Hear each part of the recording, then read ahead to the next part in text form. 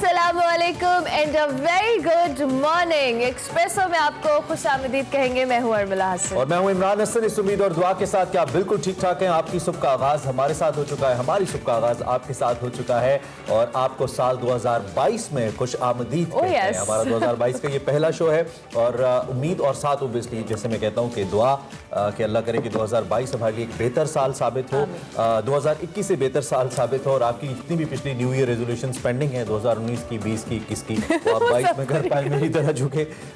हमारी कई रेजोल्यूशंस कर, मेरी तो कम से कम कई पेंडिंग चल रही है। पिछला जो ना बैकलॉग बहुत वो हर एक की पेंडिंग में होती है, ऐसा कोई मसला नहीं है, लेकिन स्टिल मेक श्योर करें कि नए साल में आपके कुछ नए जो कह लें आपने प्लान्स किए और उनको आप पूरा भी कर सकें। इस उम्मीद के साथ हम आगे बढ़ेंगे और साथ साथ अगर नए साल की हम बात करें तो नए साल में कोविड अभी तक पुराना है और आपने कोविड से अभी भी बचना है। नई किस्म आई है ना ये। हाँ, ये ओमिक्रॉन है बट स्टिल कोविड है और आपने इससे बचना है। वैक्सीनेशन के हवाले से गवर्नमेंट ने, अब चूंकि असद उमर साहब की स्टेटमेंट्स भी हम 2-3 दिन से देख रहे हैं कि जिस वेव का खदशा जाहिर किया जा रहा था वो वेव पाकिस्तान उसकी तरफ एक्सपेक्टेड है कि जा रहा है और जिस तरह से केसेस बढ़ रहे हैं। अच्छा, एक चले साथ आपने जिक्र कर ही दिया, वैसे अच्छी खबरें दिया करें सुबह सुबह आपको। कोई बात नहीं, कोविड लेकिन मैंने इनको कहा था कोविड की बात करेंगे। अच्छा चले, एक तो Lionel Messi the football the star footballer, उनके हवाले से खबर आई है कि उनको भी कोविड हो गया, उनका कोरोना टेस्ट मुस्बत आया है। मेसी के बारे में हम जानते हैं अब तक सबसे ज्यादा फुटबॉलर ऑफ द ईयर के अवार्ड जीत चुके हैं, सबसे ज्यादा फेमस फुटबॉलर हैं और उनका कोविड टेस्ट मुस्बत आया है। तो जो फुटबॉल और खासतौर पे जो मेसी लवर्स हैं उनके लिए एक अच्छी खबर नहीं है ये, क्योंकि कोविड के बाद क्या वो अपने उसी पेस के साथ अपना गेम कर पाएंगे, दैट्स अ क्वेश्चन। दूसरी जानिब जो ग्लेन मैकग्रा हैं, पुराने एक बड़े जबरदस्त बॉलर, पेस बॉलर ऑस्ट्रेलियन, उनके हवाले से भी खबरें आई है कि उनका भी कोविड टेस्ट मुस्बत आया और अमेरिका में और जो यूके है उसमें ये आउटब्रेक बहुत ज्यादा है। क्योंकि मैंने कहा था कि सुबह सुबह अच्छी खबर दिया करें, इससे पहले कि हम हेडलाइन की जाने बढ़े। महकमा मौसमियात का कहना है कि ताज़ा तरीन जो बारिश, अच्छा सिंध में बारिश और पाकिस्तान भर में भी चांसेस है कि जो है सिस्टम है वो दाखिल हो चुका है पाकिस्तान में। सो उम्मीद करें, वैसे हम तो एक महीने से करें कि हुई जाए बारिश, अल्लाह करे बारिश हो जाए। इस उम्मीद के साथ आगे बढ़ते और आपको बताते हैं आज की हेडलाइंस। कोरोना के नए वेरिएंट ने पाकिस्तान में पंजे गाड़ना शुरू कर दिए। मास्क पहने, समाजी फासिला अख्तियार करें और वैक्सीनेशन करवाएं। सरबराह NCOC असद उमर की कौम से अपील। हुकूमत का शहबाज शरीफ के खिलाफ अदालत जाने का ऐलान। वफाकी वजीर इत्तलात फवाद चौधरी कहते हैं नवाज शरीफ की वापसी का जाली हल्फनामा देने पर अदालत को शहबाज शरीफ के खिलाफ कार्रवाई करनी चाहिए। लॉन्ग मार्च 23 मार्च को ही होगा, मौलाना फजल रहमान ने वाजे कर दिया। मीडिया से गुफ्तगू में कहा मार्च में PTM में शामिल तमाम जमातें भरपूर शिरकत करेंगी। सेगमेंट निकले तेरी तलाश में बात करेंगे मुस्तनसर हुसैन तारड़ साहब से उनकी किताब लाहौर से यारकंद पर।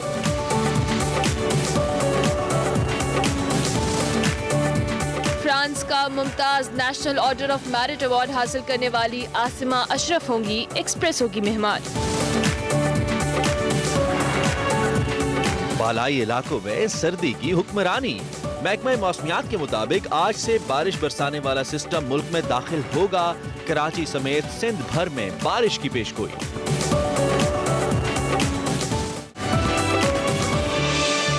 जी जनाब, हेडलाइंस आपने जानी, आपको पता है सेगमेंट्स है, मंडे का शो है, बहुत कुछ होगा, लेकिन अभी आपको बताएंगे आज की बड़ी खबर।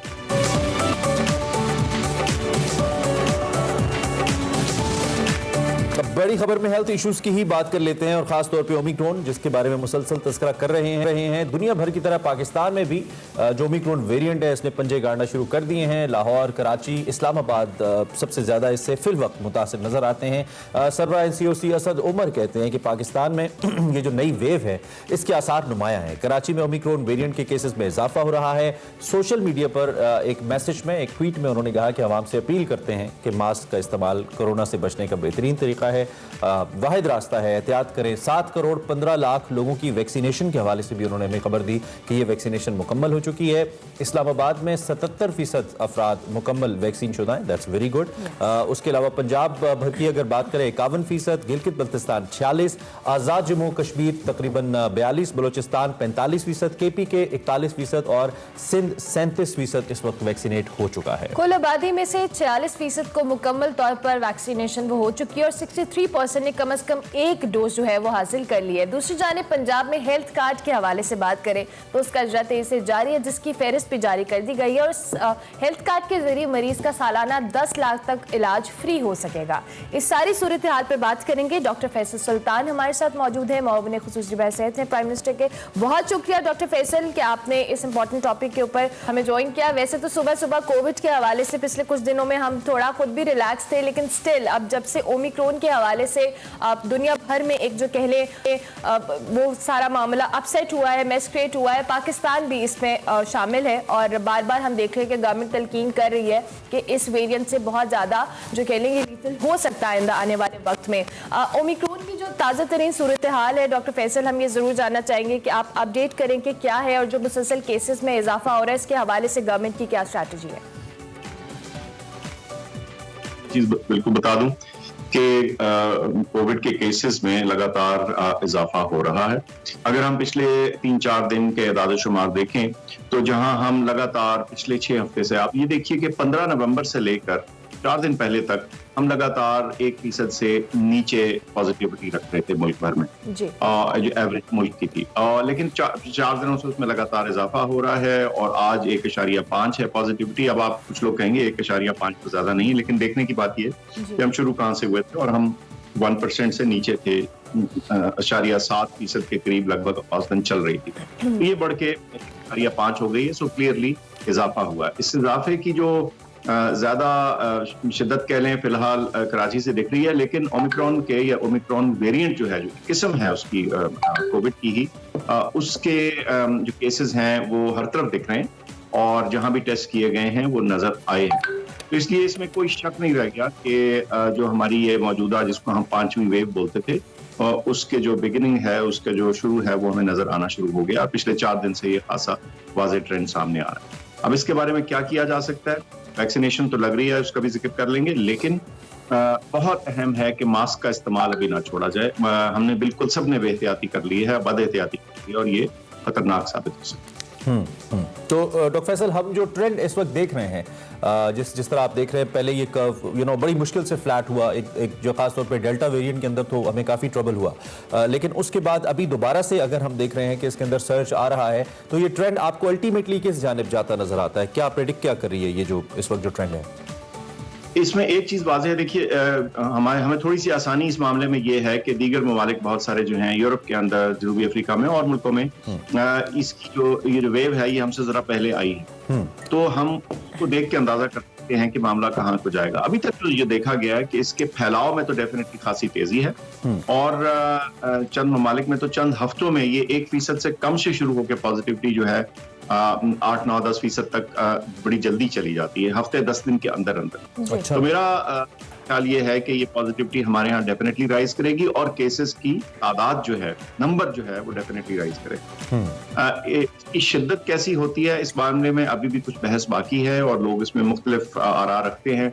कुछ लोग समझते हैं कि ये उतना ही शदीद हो सकता है जितने गुज़िश्ता वेरिएंट थे, कुछ लोगों का ख्याल है कि शायद ये माइल्ड हो, लेकिन मैं समझता हूं कि ये मफरूजा कर लेना कि ये माइल्ड होगा हमारे लिए खतरनाक साबित हो सकता है। और हमारा बड़ा मुल्क है, हमारे गुंजान आबाद शहर हैं, तो हमने देखा कि जब डेल्टा वेरिएंट आया तो जैसे आपने अभी बताया बहुत वक्त लगा उसको वापस नीचे लाते। तो मेरी फिर से दरखास्त होगी सबसे कि मास्क का इस्तेमाल कीजिए, जहां कहीं हजूम जहाँ जाते हैं आप, तो मास्क को कम से कम ना छोड़ें और कोशिश करें कि बेजा हजूम के अंदर ना जाएं और खिड़कियां और दरवाजे जो हैं थोड़ा सा उनमें, यानी जो हवा का वेंटिलेशन का इंतजाम है। ठीक हो गया। अच्छा डॉक्टर फैसल, जो हम वैक्सीनेशन के हवाले से बात कर रहे थे, 7 करोड़ से ज़्यादा लोगों को वैक्सीन लग चुकी है और बहुत सारे ऐसे लोग भी हैं जिन्होंने 1 डोज लगवा ली है। जो गवर्नमेंट का टारगेट था वैक्सीन को लेके सॉरी, आपको लगता है कि वो टारगेट गवर्नमेंट ने अचीव कर लिया है और आइंदा आने वाले वक्त में क्या टारगेट सेट किया गया है कि किस तरह से हमने अपने तमाम तर लोगों को जिनका अभी भी रुझान नहीं है वैक्सीनेशन की तरफ, उनको वैक्सीनेट करना है? बहुत शुक्रिया जी। गुज़िश्ता मई के महीने में हमने ऐलान किया था कि हम 70 मिलियन यानी 7 करोड़ लोगों को मुकम्मल वैक्सीनेट करेंगे 31 दिसंबर तक। तो वो जैसे आपने देखा, वो शुक्र अल्लाह का वो टारगेट अचीव हुआ है। और आप ये देख लीजिए कि जो एलिजिबल पॉपुलेशन है हमारी, जो 12 साल से के ज्यादा हैं अफराद, उनमें 47% 47% ऑफ पॉपुलेशन फुली वैक्सीनेटेड है। 64% पॉपुलेशन ऐसी है जिसको 1 या 2 वैक्सीन जरूर लग चुकी हैं। तो ये तो अच्छी होगी बात, लेकिन मामला भी यहाँ रुकता नहीं। उसकी वजह ये है ओमिक्रॉन हमारे सामने है और दीगर वेव से बचने के लिए हमें इस वैक्सीन को आगे ले जाने की जरूरत है। अगले चंद दिनों में जो आइंदा इस साल के अहदाफ हैं, जो टारगेट्स हैं, उनका हम ऐलान कर देंगे और वो आपसे शेयर भी कर देंगे। थोड़ा इस वक्त हम कैलकुलेट कर रहे हैं कि हमारे लिए बेस्ट टारगेट्स कैसे होंगे और क्या होंगे और किस टाइम फ्रेम में होंगे, ताकि हम अगली वेव्स को रोक सकें और उन पे पूरा काबू पा सकें। लेकिन जो करंट सिचुएशन नजर आ रही है डॉक्टर फैसल, इसमें तो हमें लगता है कि हमें बूस्टर के भी टारगेट सेट करना पड़ेंगे। वैक्सीनेशन अगर अचीव भी कर लें तो फिर बूस्टर के लिए एक नई खेप हमें ओब्वियसली उसको तैयार करना पड़ेगा, इट सीम्स सो। दूसरी जानिब कुछ यूरोपियन ममालिक के बारे में मैं पढ़ रहा था और इंग्लैंड वगैरह के बारे में भी कि यहाँ पे ओमिक्रॉन का आउटब्रेक तो है, लेकिन पाबंदियाँ उस तरह से नहीं है, पाबंदियाँ नहीं लगा रही ममालिक। जैसे फ्रांस के अंदर भी, इवन यूके के अंदर भी पाबंदियाँ उतनी सख्त नहीं है या उतनी कॉन्शियस नहीं है गवर्नमेंट्स जितना डेल्टा के टाइम पे थी।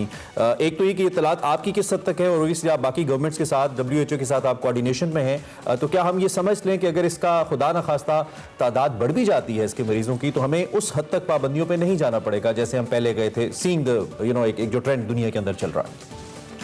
अच्छा, इसमें दो इसके साइड्स हैं जी। पहली साइड तो ये है कि पाबंदियां लगाने की जो एपिटाइट है या जो उसकी रिसेप्टिविटी है वो कितनी है। और आपने देखा दुनिया भर में, पाकिस्तान में तो क्या दुनिया भर में हर जगह लोग पाबंदियों से और उसके असरात से तंग भी आ चुके हैं और उसके असरात बहुत मुज़िर भी होते हैं और वो जाहिर है इकोनॉमिक लाइफ को, लोगों की पर्सनल लाइफ को बहुत डिस्टर्ब करता है। एक साइड वो है।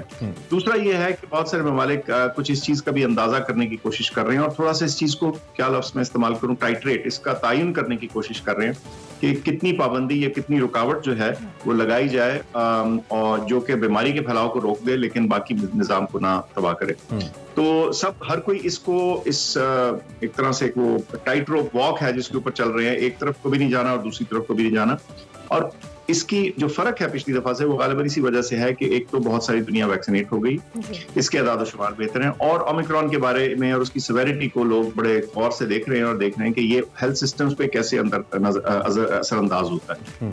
और जहां इसका ज्यादा असर नहीं है, नेचुरली फिर वो अफोर्ड कर सकते हैं थोड़ा चांस। ठीक हो गया। अच्छा डॉक्टर फैसल, जिस तरह से अभी आपने खुद भी बात की कि हमने कराची में ज़्यादा सर्च देखा है इस हवाले से, और ओवरऑल भी अगर हम अपने पाकिस्तान की बात करें स्पेसिफिकली, जब पहले भी वेव्स आई दीगर जो कोविड के हवाले से, तो हमने देखा थोड़ी सी रिलैक्सेशन हम जब अपनी पब्लिक को देते थे तो केसेस में बहुत ज़्यादा इजाफा होता था। और जब हम मुख्तलिफ एक्टिविटीज़ को पाकिस्तान में देख रहे हैं कि दोबारा से बहाल होना शुरू हुई थी, तो अब दोबारा से ये वेव का खदशा है। गवर्नमेंट की क्या स्ट्रैटेजी होगी, क्योंकि आइंदा आने वाले दिनों में हम देख रहे थे बहुत सारे क्रिकेटिंग इवेंट्स भी हैं, दीगर मामलात भी हैं, हमें इन पाबंदियों को या ये जो स्मार्ट लॉकडाउन वाली स्ट्रैटेजी है इसको गवर्नमेंट किस तरह से इंपोज करने जा रही है, क्योंकि ऑब्वियसली जब जैसे ये एक्टिविटीज बहाल होंगी सर्च तो आएगा देखने में।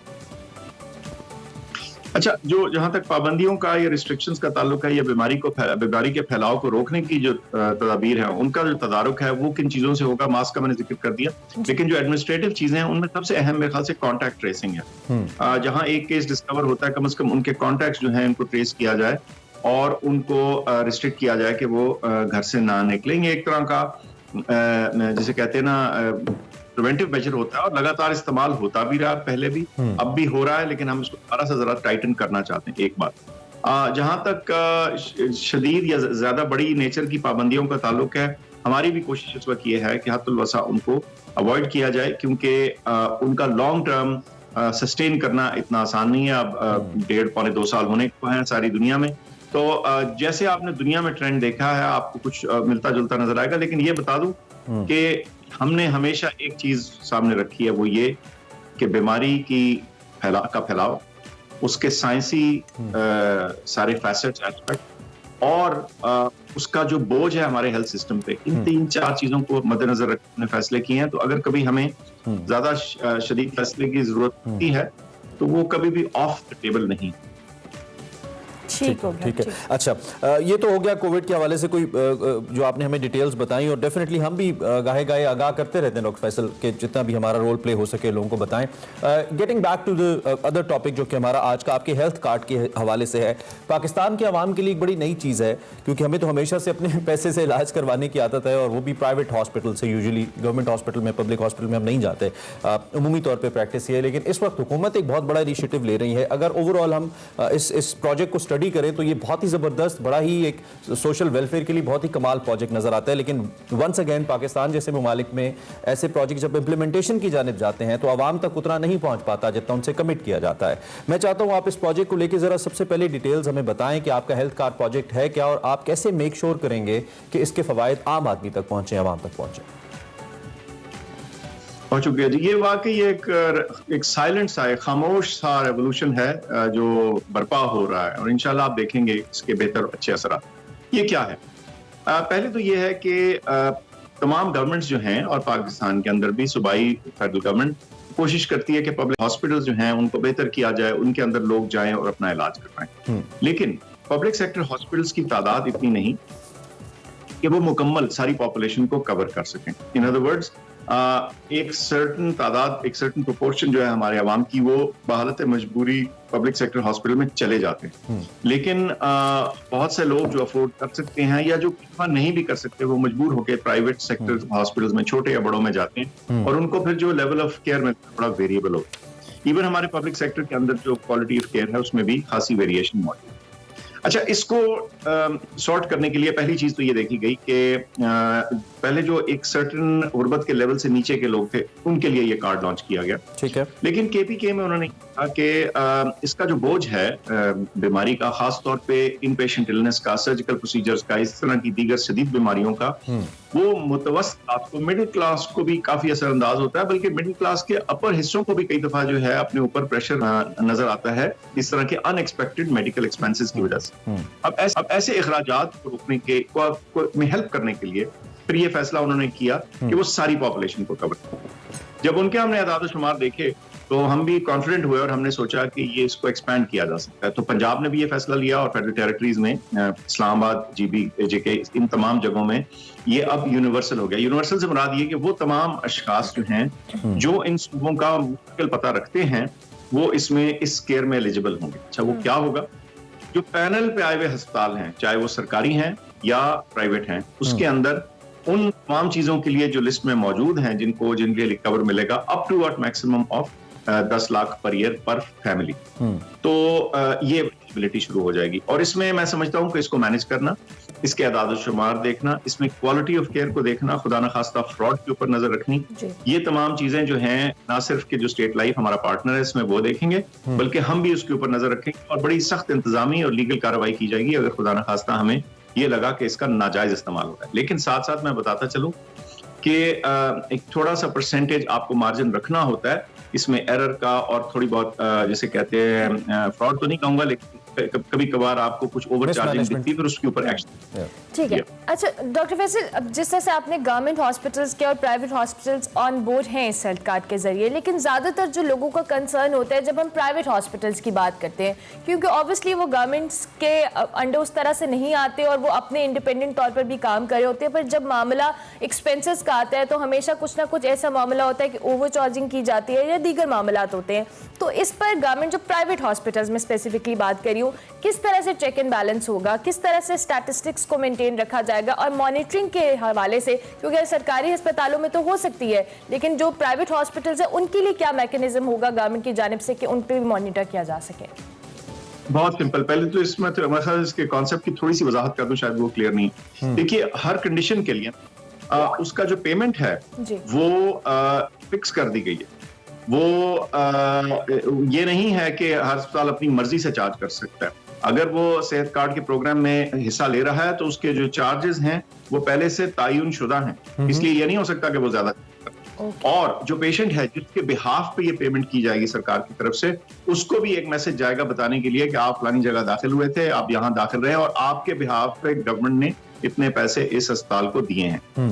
तो तो एक तो वो उसको नहीं करता, लेकिन ये जरूर हो सकता है जैसे कई दफा लोग इस खदशे का इजहार करते हैं कि अननेसेसरी एक सर्जरी की जाए कोई चीज, उसको बहुत सख्ती से देखा जाएगा और उसके ऊपर Pakistan medical commission, health care commission और जो दीगर इंतजामी और लीगल कार्रवाई है वो सारी की जा जाएगी। अगर खुदा न खास्ता हमें नजर आया कि कोई अस्पताल या कोई हेल्थ प्रोवाइडर जो है वो गलत उसको चार्ज कर रहा है, लेकिन मैं समझता हूं कि इसकी इतनी अच्छी डॉक्यूमेंटेशन की जाएगी कि इसका हद्दुल वसा इम्कान कम से कम होगा और आप देखेंगे कि ओवरऑल ये प्रोग्राम बहुत सक्सेसफुल हो इंशाल्लाह, अल्लाह करे हो। अच्छा, जितने भी हुकूमत के इस तरह के सब्सिडाइज प्रोजेक्ट्स होते हैं डॉक्टर फैसल, जिसमें रिलीफ देने की कोशिश की जाती है अवाम को, हमने पाकिस्तान की एक हिस्ट्री देखी है कि वो सस्टेनेबल नहीं होते। आप कोई भी प्रोग्राम उठा के देख लें, माँ सिवा एक आध जिसके पोलिटिकली कुछ बेनिफिट्स होते हैं, हर हुकूमत ऐसा प्रोग्राम लेकर आती है आर्जी तौर पर to cater certain vote bank, और फिर उसके बाद जब हुकूमत खुदा न खास्ता किसी दूसरी पार्टी की आती है तो वो सस्टेनेबल नहीं रहते, उनकी शक्ल चेंज हो जाती है अगर वो प्रोजेक्ट अपनी जगह पे मौजूद रहें तब भी। तो इसकी सस्टेनेबिलिटी के लिए क्या कर रहे हैं आप कि कुछ ऐसा हो कि अगर अगली गवर्नमेंट्स भी आए तो वो इसको स्पॉन्सर भी करें, फंड भी करें और ये प्रोग्राम चले आगे, ताकि लोग इस पे डिपेंडेंट अगर हो जाएं तो वो इसको लेकर चल सके साथ? ये बिल्कुल ठीक है जी। ये और इसकी बेहतर मैनेजमेंट की जरूरत है। इसकी बेहतर मैनेजमेंट करने के लिए दो चीजों का अहम है, मैं एक का जिक्र कर चुका हूँ, दूसरी का भी जिक्र कर दूं। एक, हमें इंफॉर्मेशन सिस्टम्स की, आईटी सिस्टम्स की बहुत हेल्प लेनी होगी ये तयन करने के लिए कि यूटिलाइजेशन कैसे हो रही है, उसके क्या पैटर्न्स हैं, उसमें किधर इंप्रूवमेंट की जरूरत है और कहाँ कंपेटिटिव तौर के ऊपर हम अस्पतालों और केयर प्रोवाइडर्स के साथ उनमें कंपटीशन कायम रख के इसके रेट्स को जैसे कहते हैं ना रीजनेबल रख सके, ताकि गवर्नमेंट अफोर्ड करती रहे, एक बात। और दूसरा, अगर कहीं किसी किस्म के तजावजात हों, इसमें किसी किस्म की एक्सेस हो, तो उसके ऊपर जो एडमिनिस्ट्रेटिव मेजर्स हैं वो भी लिए जाएं। लास्टली मैं समझता हूं कि इसका एक और अहम जुज़ है जिसको अभी तक हमने पूरी तरह टच नहीं किया, वो है प्राइमरी हेल्थ केयर और प्रिवेंशन और प्रमोशन, हेल्थ प्रमोशन। जब आप वो चीज भी इंस्टीट्यूट कर देते हैं तो फिर ये जो मुश्किल बीमारियां हैं यहाँ तक लोग पहुंचते नहीं। अगर आपने ज़ियाबीतिस का या हाई ब्लड प्रेशर का वक्त पे इलाज कर दिया तो फिर किडनी फेलियर नहीं होगा, उसकी कॉम्प्लिकेशंस नहीं होंगी, उसके दिल की कॉम्प्लिकेशंस नहीं होंगी। तो लेकिन ये एक तरफ से शुरू करना था मामला जहां सबसे तकलीफ दे था, और शुरू हो गया है और अल्लाह करेगा और इंशाल्लाह ये आप इसको कामयाब देखेंगे। देखिए, इसको वापस करना नामुमकिन होगा, लेकिन इसको इंप्रूव जरूर किया जाए। ठीक है, चलें, अल्लाह करे ऐसा हो and wish you all the best for this amazing project. I must say thank you very much, आपने हमें अलग वक्त दिया और इन डिटेल हमारी रहनुमाई की इस प्रोजेक्ट को लेकर। डॉक्टर फैसल हमारे साथ मौजूद थे। हेल्थ कार्ड एक यकीनी तौर पर एक इनकलाब हो सकता है अगर आम आदमी तक इसका फायदा पहुंचे, और हुकूमत की तरफ से कम ये वाहिद चीज़ होगी जिसे लोग तसल्ली से ये कह सकेंगे कि कम से कम इलाज की हद तक वो मुतमईन हो जाएगी कि हुकूमत उनको हेल्प कर रही है। And we wish government all the best. और जो मामला इन्होंने एक्सप्लेन किया उसके मुताबिक तो हेल्थ कार्ड अब तक का कहा जाए तरीके इंसाफ की गवर्नमेंट का जो के लिए बहुत जबरदस्त प्रोजेक्ट है, अगर इस पे इम्प्लीमेंट इस बेहतर अंदाज में हो तो बहुत बेहतर। मुझे जब मिला तो मैं ट्राई करके बताऊंगा आपको कि हाउ मच। ब्रेक लेंगे, ब्रेक के बाद हाजिर होंगे, आप देखते रहिए एक्सप्रेस।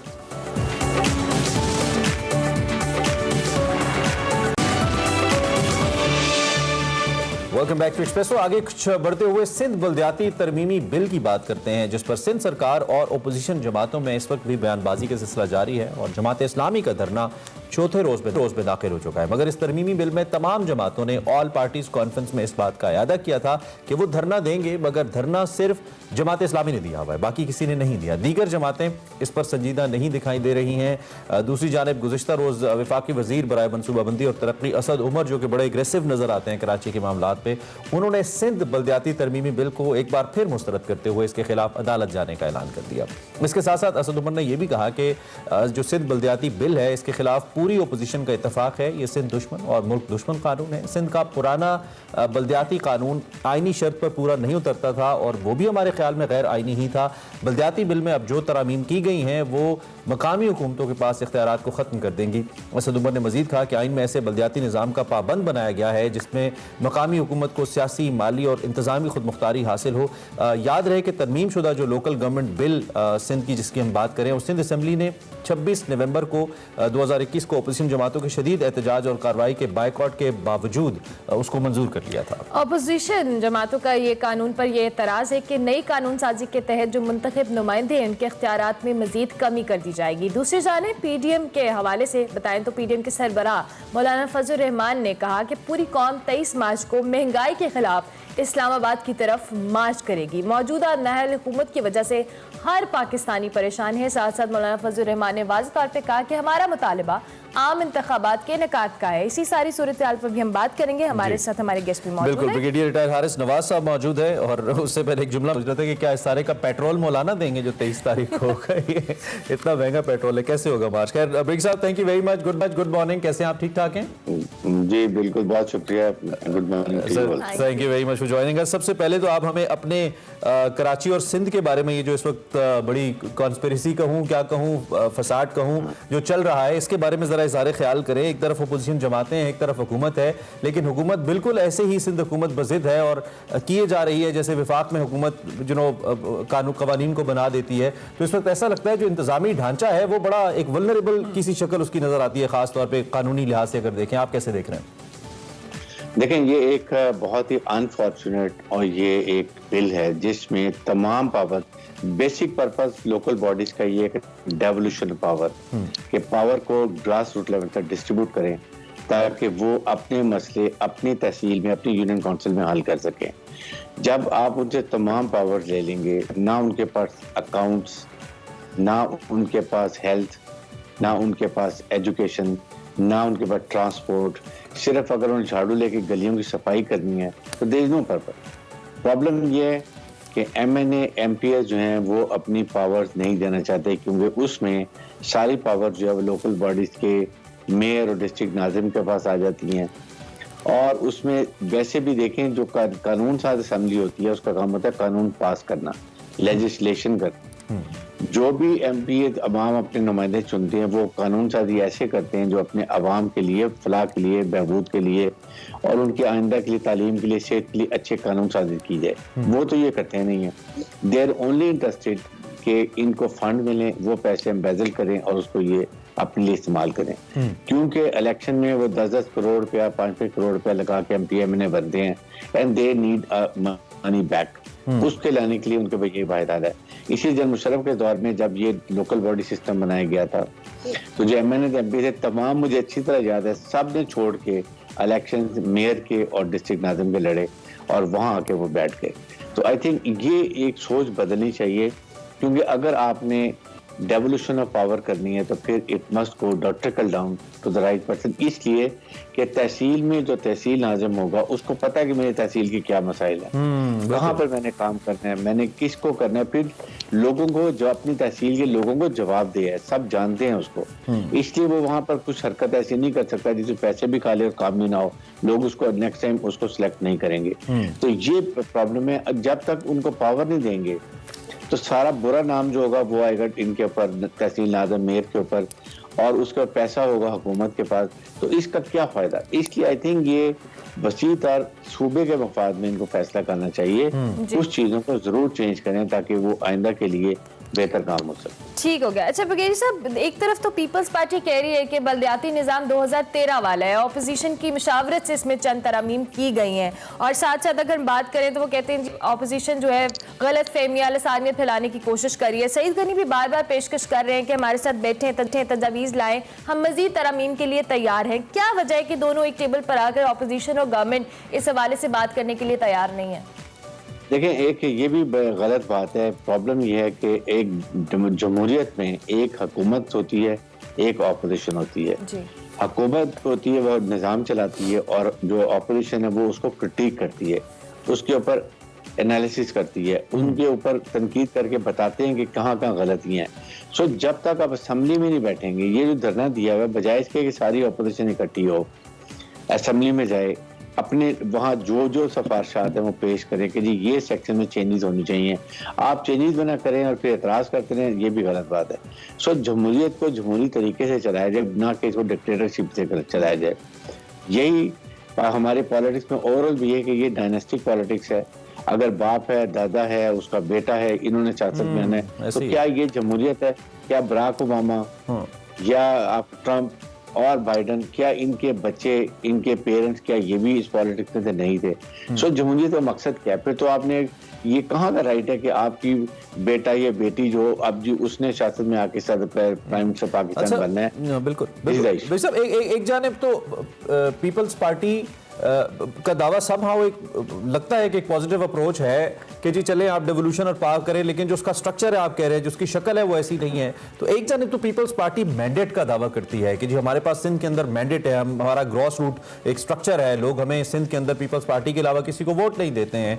दूसरी जानिब इस बिल को देखकर, जैसा कि आपने एक्सप्लेन भी किया, एक ऐसी शक्ल नजर आती है जिससे आप अपने सियासी मफादात को डिफेंड करना चाह रहे हैं, यानी कि आपको कहीं ना कहीं खतरा मौजूद है कि पावर आपके हाथ से जाए ना और फिर आप जो फंड्स हैं, जो रिसोर्सेज आप इस्तेमाल करें। तो इन दोनों शक्लों को देखते हुए महज ऑपोजिशन का एहतजाज फिर काफी होगा, चूंकि मसला तो आवाम के एतमाद का है, आवाम के मफादात का है, या फिर कोई अगला स्टेप भी हो सकता है इस चीज को रोकने के लिए या बेहतर बनाने के लिए, वो क्या हो सकता है?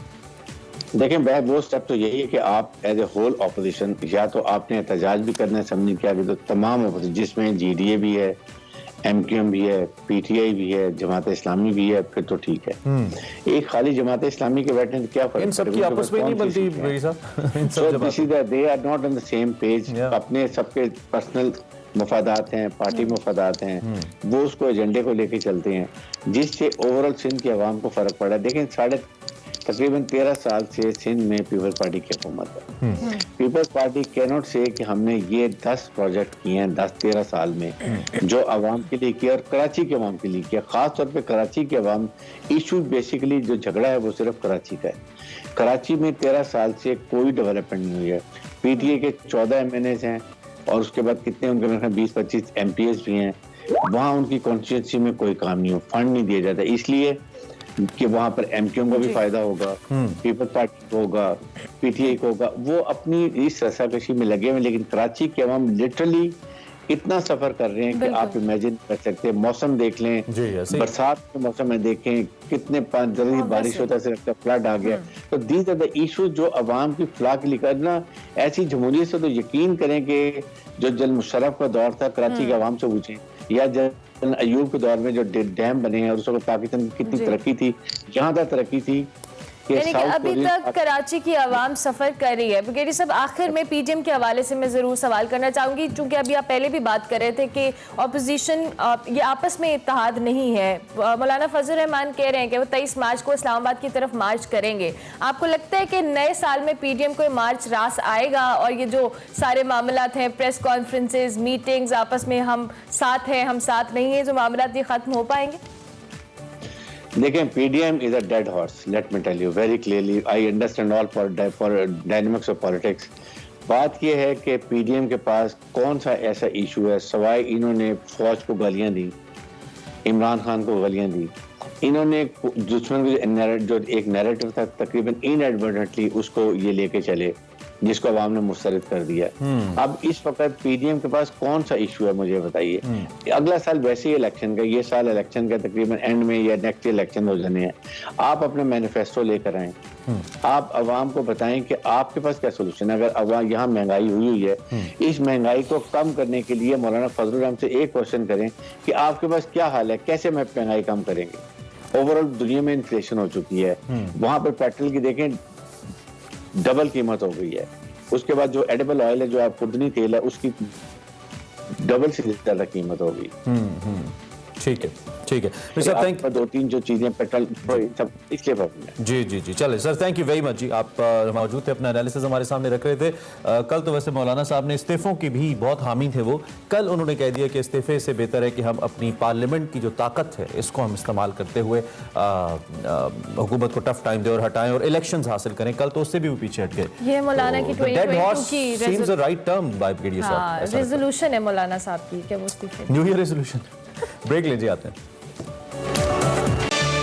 Welcome back to Espresso. और अब आपकी मुलाकात एक अहम शख्सियत से करवाते हैं, एक ऐसी खातून जिन्होंने फ्रांस में Mumtaz national order of merit award अपने नाम किया है। ये अवार्ड उन लोगों को दिया जाता है जिन्होंने कम से कम 10 साल तक सरकारी, सिविल, फौजी उमूर या निजी सरगर्मियों में इम्तियाजी खिदमात सर अंजाम दी हों। और उस शख्सियत को यह अवार्ड फ्रांसीसी सोसाइटी के लिए तालीम और समाजी बहबूद के शोबों में जिनकी हम बात कर रहे हैं, इनको ये इन 2 शोबों के अंदर दिया गया, जिसमें समाजी बहबूद शामिल है, सोसाइटी के लिए खिदमात हैं। और ये हमारे लिए बड़ी फ़ख्र की बात है कि वो पाकिस्तानी है जिनको ये अवार्ड दिया गया। बिल्कुल, हमारी मुराद आसमा अशरफ हैं, जो कि कराची में पैदा हुई और 1977 में अपने वालिदैन के हमरा 3 बरस की उम्र में पेरिस मुंतकिल हो गई। उनकी बहन के हवाले से आपको बताया तो साइमा अशरफ लेबर पार्टी की काउंसलर भी हैं और इस वक्त आसमा अशरफ हमारे साथ मौजूद है जिनको अवार्ड दिया गया है। Asma, welcome to Expresso and congratulations for your. सबसे पहले तो अपने इस अवार्ड के हवाले से हमारे देखने वालों को बताइएगा कि आपको जिन खदमात के ऊपर अवार्ड दिया गया है उसकी क्या अपडेट्स हैं, क्या मामलात हैं? जी अस्सलाम वालेकुम, शुक्रिया बहुत बहुत आप सबका, मुबारकबाद का। और ये जो मुझे मेडल मिला है ना, वो मेरे जो काम है जो मैं करती हूँ यहाँ पर फ्रांस में, उसके लिए मिला है। जो हम लोगों के लिए, सिविल लोगों के लिए करते हैं, उनके लिए मिला है ना। अच्छा। तो ये जो गवर्नमेंट है यहाँ की, यहाँ के जो सूबे हैं उनके साथ काम करते हैं लोगों की मदद के लिए। तो वो मुझे तकरीबन अब 24 साल हो गए हैं इस काम में और मुझे ये अवार्ड अब मिला है। अच्छा, माशाल्लाह। वहाँ का तो हमें जो हमारी मालूमात है उसके मुताबिक जो एक सोशल स्ट्रक्चर है, जो सिस्टम है हुकूमत का, वही बड़ा मजबूत है, वही एक आम आदमी का बड़ा ख्याल रखता है। तो उसमें फिर आप जैसे एक इंडिविजुअल की जो खिदमात है उसकी क्या अहमियत है इन शोबाजात के अंदर? बिल्कुल, ये 25 साल पहले ना, ये जो हमारा प्लान था ये बनाने का, जो ONG जो हमने बनाई थी, वो ये था कि जहाँ पर हम रहते हैं वहाँ पर जो लोग हैं ना, वो उनको फ्रेंच ज़बान नहीं आती। अच्छा। तो उस उनके मसला बन जाता है। जो काफ़ी लोग यहाँ पर, तो आपको पता है कि हर तरह के लोग होते हैं और हर मुल्क के होते हैं, और उनके लिए मसला बन जाता है कि उनके जो राइट्स हैं ना उनको नहीं मिलते। तो उसके लिए जो है वो हमने ये सोचा कि इस तरह की ऑर्गेनाइजेशन होनी चाहिए जो लोगों की अपने राइट्स के लिए मदद करने के आसानी होना उनके लिए।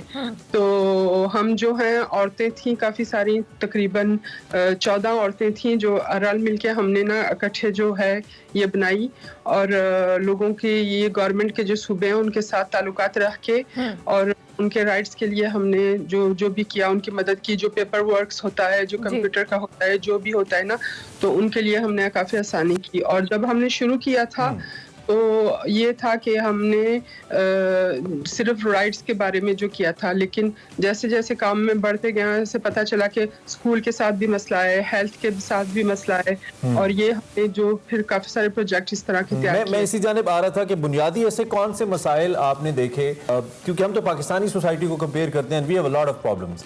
वहाँ पे जाके रहते हुए आपने कौन से मसाइल ऐसे बुनियादी तौर पे देखे जिस पे आपको लगा कि ये मसाइल बज़ाहिर नज़र नहीं आते, लेकिन मसाइल इन मुआशरों के अंदर भी एग्जिस्ट करते हैं और ख़ास तौर पे पाकिस्तान जैसे मुआशरों के अंदर भी एग्जिस्ट करते हैं? तो वो बुनियादी कौन से चैलेंजेस हैं जो आपने देखे? ज़्यादातर तो जो स्कूल के मसले होते हैं, जैसे लोगों को फ्रेंच नहीं आती, और स्कूल का जो सिस्टम है, जैसे हमारे लोग यहाँ से पाकिस्तान से आ जाते हैं फ्रांस में, और अरबी मुल्कों से आ जाते हैं, और कालियों के मुल्क जो भी है, अफ्रीकन से जो आते हैं, वो भी जो है ना, तो यहाँ पर उनके लिए मसला बन जाता है ना। तो जो स्कूल का, जो जैसे स्कूल में एजुकेशन में है, स्कूल का जैसे प्रोसेस है, कैसे करना है कैसे नहीं करना, तो उनको पता नहीं होता। तो हमारा काम होता है कि उनको बताना, उनके साथ उनकी मदद करनी उसमें ना। तो जो हेल्थ का मसला है, वो हेल्थ में जैसे ये जो कोविड का मसला बना था, उसके लिए हमने काफ़ी काम किया। यहाँ पर फ्रांस गवर्नमेंट ने जो पेपर वर्क था या जो भी काम था, यहाँ बाहर निकलने के लिए वो एक पेपर तैयार करना पड़ता था, वो लोगों को नहीं पता था कि कैसे करना है कैसे नहीं करना है, तो उसकी मदद सब डॉक्यूमेंटेशन समेत आप दीगर मामलात में भी हेल्प करते हैं उनको। आसमा, जिस तरह से भी आपने जो पाकिस्तानी के हवाले से भी बात की, ऑब्वियसली बहुत बड़ी तादाद में लोग वहाँ पर आते हैं मुख्तलिफ ममालिक से, जैसे आपने खुद भी जिक्र किया। पाकिस्तानी कम्यूनिटी के हवाले से ऑब्वियसली हम पाकिस्तान की अगर बात करें, यहाँ पर तो दीगर मसाइल हैं, लेकिन जो लोग अब्रॉड ट्रेवल करते हैं उनके लिए भी बहुत मुख्तलिफ तरह के चैलेंजेस होते हैं। अगर हम स्पेसिफिकली पाकिस्तानी के हवाले से बात करें, तो आप जिस प्रोग्राम या जिस ऑर्गेनाइजेशन के तहत ये काम करती हैं, वो किस तरह से केटर करते हैं उनको? हम जो है ना, डिफरेंट सूबे जो हैं, जैसे जो सोशल वर्क, गवर्नमेंट का सोशल वर्क है, उनके साथ काम करते हैं ना। उनके पास जब लोग जाते हैं तो उनको मसला होता है कि उनको समझ नहीं आती या उनको प्रोसेस का नहीं पता होता, तो फिर वो हमारी तरफ भेज देते हैं ना। हम उनके जो ज़बान, दोनों ज़बानें बोलते हैं, फ्रेंच भी बोलते हैं, पाकिस्तानी भी बोलते हैं, और वो जो उसके लिए जो उनकी मदद कर सके ना। ठीक है, ठीक है। आपका ताल्लुक पाकिस्तान में किस इलाके से आसमा, और आप जैसी की शख्सियात जो इतने बड़े लेवल के ऊपर जाके काम करती हैं, आपका तजर्बा बहुत ज़रूरी है कि उसको पाकिस्तान में भी लेकर आया जाए, और अल्टीमेटली हमारा गोल यही होता है आप जैसी शख्सियात से बात करने का। तो क्या वो आप अपना एक्सपीरियंस पाकिस्तान में भी कहीं इम्प्लीमेंट करने का इरादा रखती हैं सोशल वेलफेयर को लेकर? जी, यहाँ पर मेरी ख्वाहिश तो काफ़ी है इसके बारे में मैंने सोचा भी था तकरीबन 3-4 साल पहले कि मुझे पाकिस्तान में भी कुछ करना चाहिए, इसलिए कि अपना जो मुल्क है और उसके लिए भी कुछ करना चाहिए। तो यहाँ पर लोगों की 25 साल हो गए मदद कर रही हूँ, तो इसके लिए वो एजुकेशन के लिए या हेल्थ के लिए कोई प्रोजेक्ट शुरू करना चाहती थी, लेकिन वो टाइम की और कोविड की वजह से काफ़ी मसले जो है ना वो ब्लॉक हो गए थे, इसलिए तो अभी जो है वो मैंने वो पाकिस्तान की काफ़ी मशहूर हिंदूज कंपनी जो हॉस्पिटल जो है चैरिटी हॉस्पिटल, उनके साथ मेरा राब्ता है और उनके लिए मैं कोशिश कर रही हूँ कि यहाँ पर फ्रांस में उनकी बन सके ONG जो बन सके, यहाँ पर जो फंड राइजिंग जो भी है उसके लिए काम करने के लिए ना। ठीक है, आप उसके लिए कोशिश कर रही हैं कि हो सके कोई ऐसा प्रोजेक्ट जो आप समझती हैं कि हुकूमत पाकिस्तान को आप तफवीज़ कर सकें। एक तो आपकी इंडिविजुअल एफर्ट्स हैं और उसको बड़ा सराहा भी किया है, लेकिन बाज़ औक़ात कुछ मामलात और पाकिस्तान में ये जो सेहत है या जो तालीम है या जो बुनियादी सेहत आमा के मसाइल हैं, सोशल वेलफेयर के इशूज़ हैं, इसमें हुकूमत का ताउन बड़ा ज़रूरी है जिस तरह के सोशल स्ट्रक्चर के अंदर हम रहते हैं। तो क्या आपका ऐसा भी कोई इरादा है कि हुकूमत पाकिस्तान से कोई कोऑर्डिनेट करें या आपसे इस अवार्ड के बाद किसी ने कोऑर्डिनेट किया हो कि आपकी सर्विसेज ली जाएँ, ऐसा है? अभी तो मैंने जब मुझे अवार्ड मिला है ना उसके साथ मेरी बात हुई है, एम्बेसी के साथ यहाँ पर बात हुई है, लेकिन मैंने अभी उनके साथ कांटेक्ट नहीं किया, लेकिन इंशाल्लाह बहुत जल्द कोशिश करेंगे कि मैं कुछ कर सकूं यहाँ पर और मुझे फख्र होगा। अच्छा, ये जो समाजी बहबूद का काम या सोशल वेलफेयर का काम होता है, ये बज़ाहिर लगता है कि बड़ा आसान है कि आपकी पब्लिक पेनिट्रेशन बढ़ जाती है, लोग आपको पसंद करना शुरू कर देते हैं, लेकिन एट द सेम टाइम बहुत रिस्पॉन्सिबिलिटी का काम है, बहुत महंगा काम है in terms of your time, responsibility, बहुत मुश्किल हो जाता है ये करना। तो आपने कब ये इरादा किया कि आपको एक सोशल वर्कर के तौर पे सामने आना है और फिर आप इसको इस नहज तक ले गए कि फ्रेंच गवर्नमेंट ने आपको अवार्ड दिया अपने काम करने के लिए जो आपने किया? ओके, दरअसल जो है ना ये जो मैं 25 इयर्स बिफोर पहले जो ये प्लानिंग बनी थी ना, उसके लिए जो हमने काफ़ी काम किया और आपने जैसे कहा है कि बहुत काम और बहुत टाइम लगता है यहाँ पर, खासकर जो सोशल वर्क होता है, लोगों के साथ रब्ता रखना, लोगों को सुनना, उनकी मदद करना। और अल्हम्दुलिल्लाह हमने तकरीबन हमारे पास साल में 1000 लोग तकरीबन आते हैं उनकी मदद वगैरह के लिए, और बहुत कोशिशें के बाद जो है ना वो काफ़ी हमने सूबे जितने भी सूबे हैं ना यहाँ पर एजुकेशन, हेल्थ, जो सोशल लाइफ होती है उसमें सब में हमारा नाम है और हम सब के साथ काम करते हैं ना यहाँ पर। तो आखिर में जो खवातीन पाकिस्तान में एक बहुत बड़ी तादाद है, लोग अपने तो ही NGOs भी बनाई हुई हैं लोगों ने, लेकिन अपने तौर पे भी लोग सोशल वर्क करते हैं और बड़ा इंप्रेसिव काम भी कर रहे हैं। कुछ लोग स्कूल चला रहे हैं, हॉस्पिटल चला रहे हैं, ट्रांसजेंडर्स की हेल्प कर रहे हैं। वो खवातीन अपने काम को इंटरनेशनली कैसे रजिस्टर करवा सकती हैं, या कोई और पैगाम उनके लिए जो सोशल वर्कर्स पाकिस्तान के अंदर हैं आप इस प्लेटफॉर्म से देना चाहें आसमा?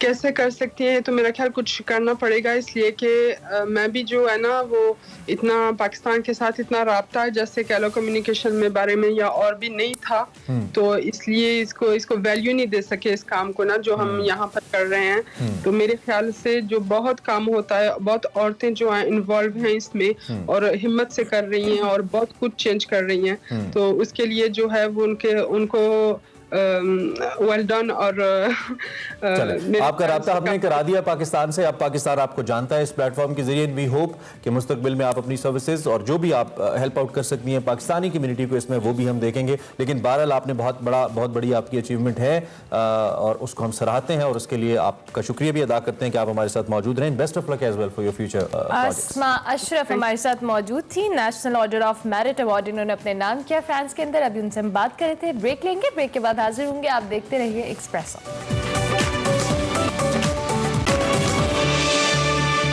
Welcome back to Expresso. अच्छा जी, पहले मौसम की बात करनी है? बिल्कुल, मौसम की बात करनी है। ओके, मौसम आज मौसम बड़ा बेईमान नहीं है। मौसम ठीक होना चाहिए, बेईमान होना चाहिए, बारिश होनी चाहिए। मगरबी हवाओं का सिलसिला गुज़िश्ता रात मुल्क के मगरबी और बालाई इलाकों में दाखिल हुआ। अक्सर लोगों को नहीं पता होता ये क्या बालाई इलाके आप करते रहते हैं, जो अपर एरियाज है पाकिस्तान के, इन पहाड़ी इलाके हैं।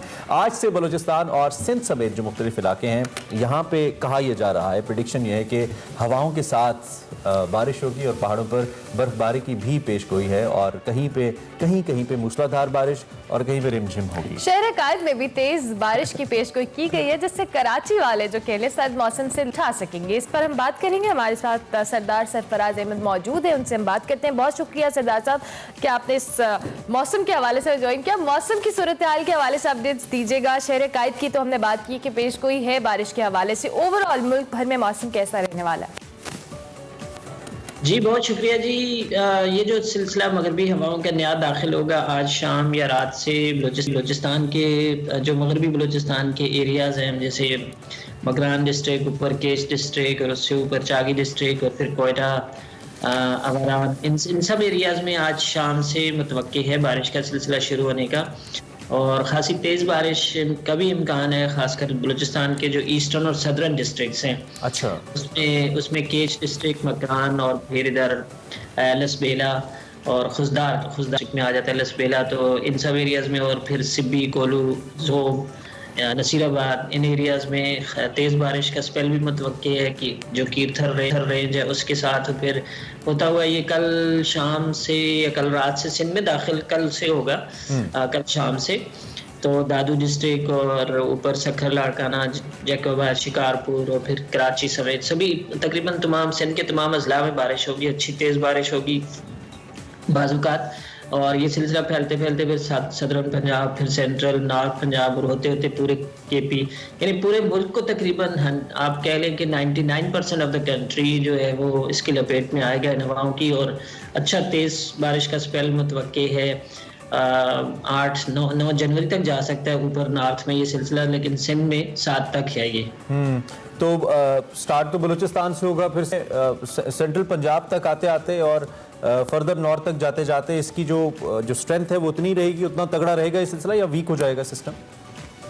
नहीं, फिलहाल तक की कंडीशन यही है कि वीक नहीं होगा, उसी स्ट्रेंथ से स्वीप करता हुआ निकलेगा और अच्छी तेज बारिश मुतवक्की है। और उम्मीद है कि लाहौर और गिरदोनवा में जो फैसलाबाद, नारोवाल और ये जो गुजरांवाला, ये जो एरियाज में धुंध छाई रहती है तो धुंध भी इससे छट जाएगी काफ़ी हद तक।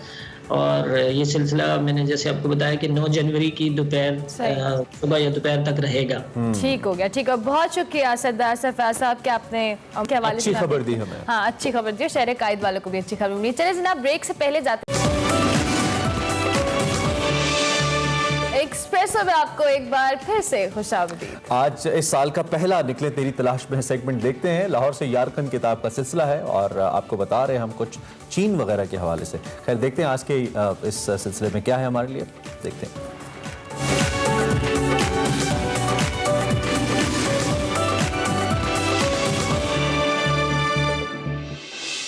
अस्सलाम वालेकुम नाज़रीन, मैं हूं वकार अहमद और आप देख रहे हैं निकले तेरी तलाश में। लाहौर से यारकंद जो किताब है जिसके हवाले से तार साहब से जो गुफ्तगू का सिलसिला है, ये तवालत इख्तियार कर गया। लेकिन ये तवालत इसलिए इख्तियार कर गया क्योंकि इस किताब का जो नाम है वो है लाहौर से यारकंद, सिंकियांग चीनी तुर्किस्तान की तवील मुसाफतों का बयान। तो मुसाफतें तवील थी असल में। लाहौर से यारकंद है सफ़रनामा सिलसिले की है आखिरी किस्त है, आखिरी कड़ी है। तार साहब से गुफ्तगू का सिलसिला शुरू करते हैं। तार साहब, आपकी इस किताब में मस्जिद अबू बकर का जिक्र है जिसके हवाले से आपने पिछली किस्त में बताया कि उसके 52 गुंबद हैं और बड़ा एक खूबसूरत आपने उसके हवाले से तज़किरा किया। एक कुछ नायाब नवादरात के हवाले से आपने इस किताब में जिक्र किया है, एक संदूक के हवाले से जिक्र किया है जो आपके लिए खोला गया, वो नवादरात क्या थे, इस हवाले से थोड़ा सा बताइए। जब अबू बकर के बारे में मालूम हुआ तो ख़ास तौर पे उनकी मेहरबानी, जो आर्ट्स काउंसिल के थे इल्हाम, वहाँ पे इल्हाम बहुत नाम रखा जाता है, उन्होंने अरेंज किया। तो कहने लगे कि जी वो जिन मौलाना के पास इसकी चाबी है और वो साथ वाले मोहल्ले में रहते, तो फिर वहाँ पे गए तो वो मौलाना आए, उनकी आप तस्वीर कहीं ना कहीं देख लेंगे, सफ़ेद दाढ़ी, बहुत नाइस आदमी। तो चाबी लेके कांपते हाथों से उसमें खोला। एक और बात मैं आपको बताऊँ, अगर मैं इसका तज़किरा नहीं कर चुका था, कि मस्जिद अबू बकर के साथ ही थोड़ा सा खंडर हो चुका है, वो एक मीनार था। मीनार के आसार हैं और उस मीनार का कोई ख़ास नाम है। वो कहा जाता है कि जो कातिल होते थे उनको वहाँ से ऊपर दरिया यारकंद में फेंका जाता था। उन ज़मानों में यारकंद वहाँ पे बहता था। तो उसके हवाले से बाद में शाह मुकाम मौसीकी के बारे में थोड़ी सी मैं गुफ्तगू करूँगा तो उसमें कुछ शेर थे और उस मीनार के हवाले से थे, और वो एक शख्स ख्वाहिश कर रहा है कि काश मैं कत्ल का मुर्तकब हो जाऊं और काश कि मुझे मौत की सज़ा दी जाए, और काश कि मुझे मस्जिद अबू बकर के साथ जो फलां मीनार है उससे नीचे दरियाए यारकन में फेंका जाए और मैं उसके पानियों में तैरता तैरता समंदर में जा निकलूं और समंदर पार करके मैं मक्के पहुंच जाऊं और वहाँ पे हज करूं। मतलब ये it was such A fascinating, एक आम आदमी की ख्वाहिश। अच्छा, ये मीनार का मैंने इसलिए, तो हम दाखिल हुए और जाले लगे हुए थे, टूटी हुई थी सारी, झाड़ झंकार बहुत था। जो मेन आगे था गुंबददार हिस्सा, खुला सेन भी था, इर्द गिर्द वही स्टूडेंट्स के लिए, मदरसे के लिए कोठरियाँ थी, और ऊपर मतलब खाना काबा की एक तस्वीर पुरानी लगी हुई थी। अंदर इतनी थी वहाँ पे धूल, क्योंकि उन्होंने कहा कि जी हमने कुछ 6 माह के बाद इसको खोला। अच्छा। आपके लिए। तो बड़ी मुश्किल से मतलब खड़े खड़े ही मैंने कहा कि चलो फ़र्ज़ ही अदा करना है, नफल पढ़े। लेकिन इतनी उदासी हुई उस मस्जिद में, that was one of the biggest mosque in Sinkiang, और ऑलमोस्ट मेरे ख्याल 600-700 साल पुरानी।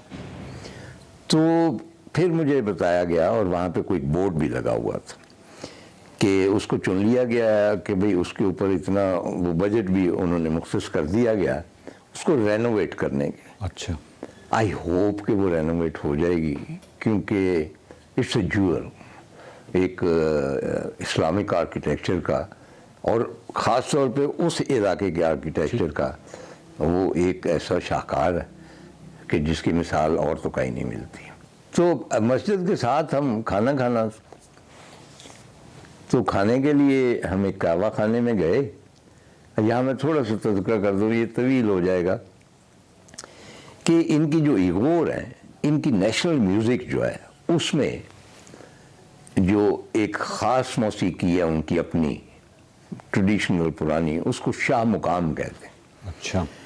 और शाह मुकाम इन ए वे के शाह की तारीफ़ करनी है, और शाह कौन है? मोहम्मद रसूलुल्लाह सल्लल्लाहु अलैहि वसल्लम। तो वो जब आगाज़ करते हैं, वो भी ट्रेडिशन चली आ रही है। म्यूजिशियन वो बड़े ज़बरदस्त थे, छोटे कहवा खाने में बैठे हुए, हमारे लिए नहीं आए थे वैसे। अच्छा। वो वैसे ही रात को परफॉर्म करते हैं, और बूढ़े वहाँ पे आके यारकंदी बैठ जाते हैं और कहवा पीते हैं मस्जिद अबू बकर के खंडर के करीब। तो वो करते हैं, और उसमें फिर वो सदा एक ख़ास बुलंद करते हैं, यानी एक फरियाद होती है रसूलुल्लाह सल्लल्लाहु अलैहि वसल्लम की खिदमत में। और ये वही सदा है जो अंदरून शहर मैंने एक देखा था गाने वाले को, बूढ़ा आदमी था, तो वो कुछ गा रहा था। तो मैंने कहा कि आप कौन हो, क्या गा रहे हो? तो उसने कहा जी हम सदाएं देते हैं, ये हमारा पुराना प्रोफेशन है। और वो भी मतलब इसी तरह के मजहबी गीत गाते थे, तो उनको सदाकार कहते। सदा जो है, सदाकार तो और चीज़ है ना, लेकिन सदा का मतलब फरियाद जो है वो। तो ये एक कॉमन चीज़ झारखंड और पुराने लाहौर में मैंने देखी। चुनांचे उस मौसीकी में वो सारा जो मैंने मीनार का बताया वो भी तज़किरा है। थोड़ा सा मैंने उसको सीखने से मुराद है कि मैंने उसके जो अशार हैं वो नोट किए। और उसी बाज़ार में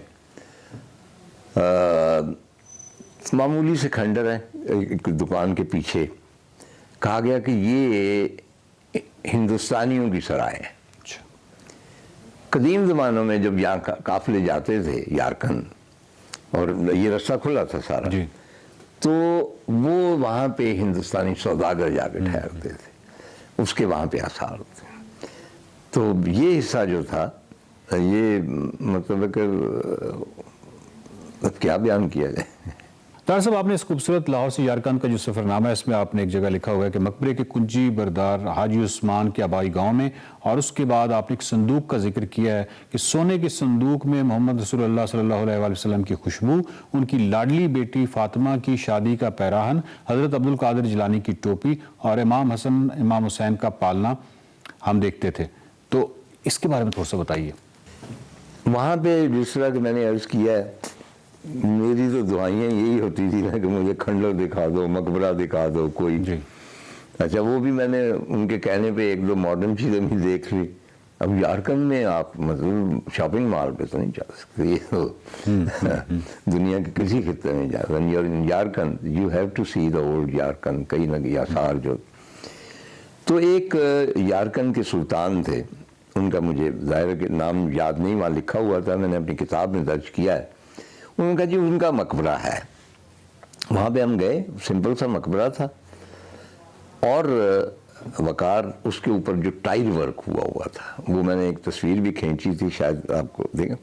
यानी एक दीवार उसकी पूरी जो थी उसमें जाहिर है कि एक दीवार के ऊपर कोई 2-3 हज़ार टाइलें तो लगी होंगी ब्लू टाइप, है ना, और हर टाइल मुख्तलिफ थी दूसरे की। यानी इतनी ज़्यादा वैरायटी रंग की और बनावट की कि उन्होंने ख़ास तौर पे मेरा ख्याल है ध्यान रखा कि इस दीवार पे हम कोई एक टाइल दूसरे जैसी नहीं।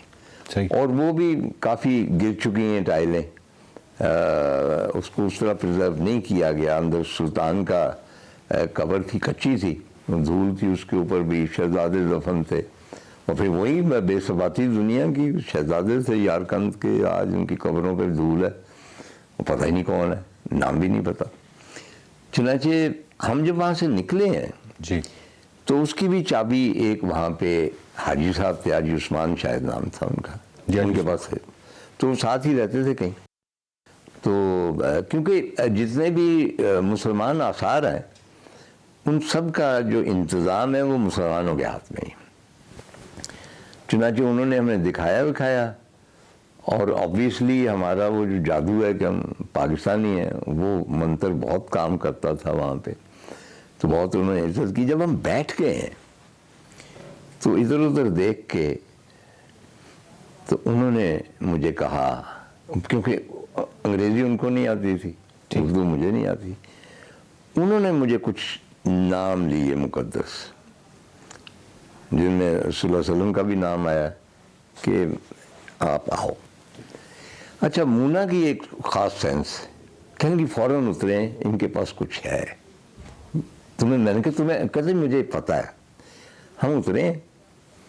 अब वहाँ जब हम उनके घर गए हैं, साथ ही घर था, अच्छा खूबसूरत घर था, कच्चा पक्का, ये वो जो पुराना काश अपना यारकंदी घर है।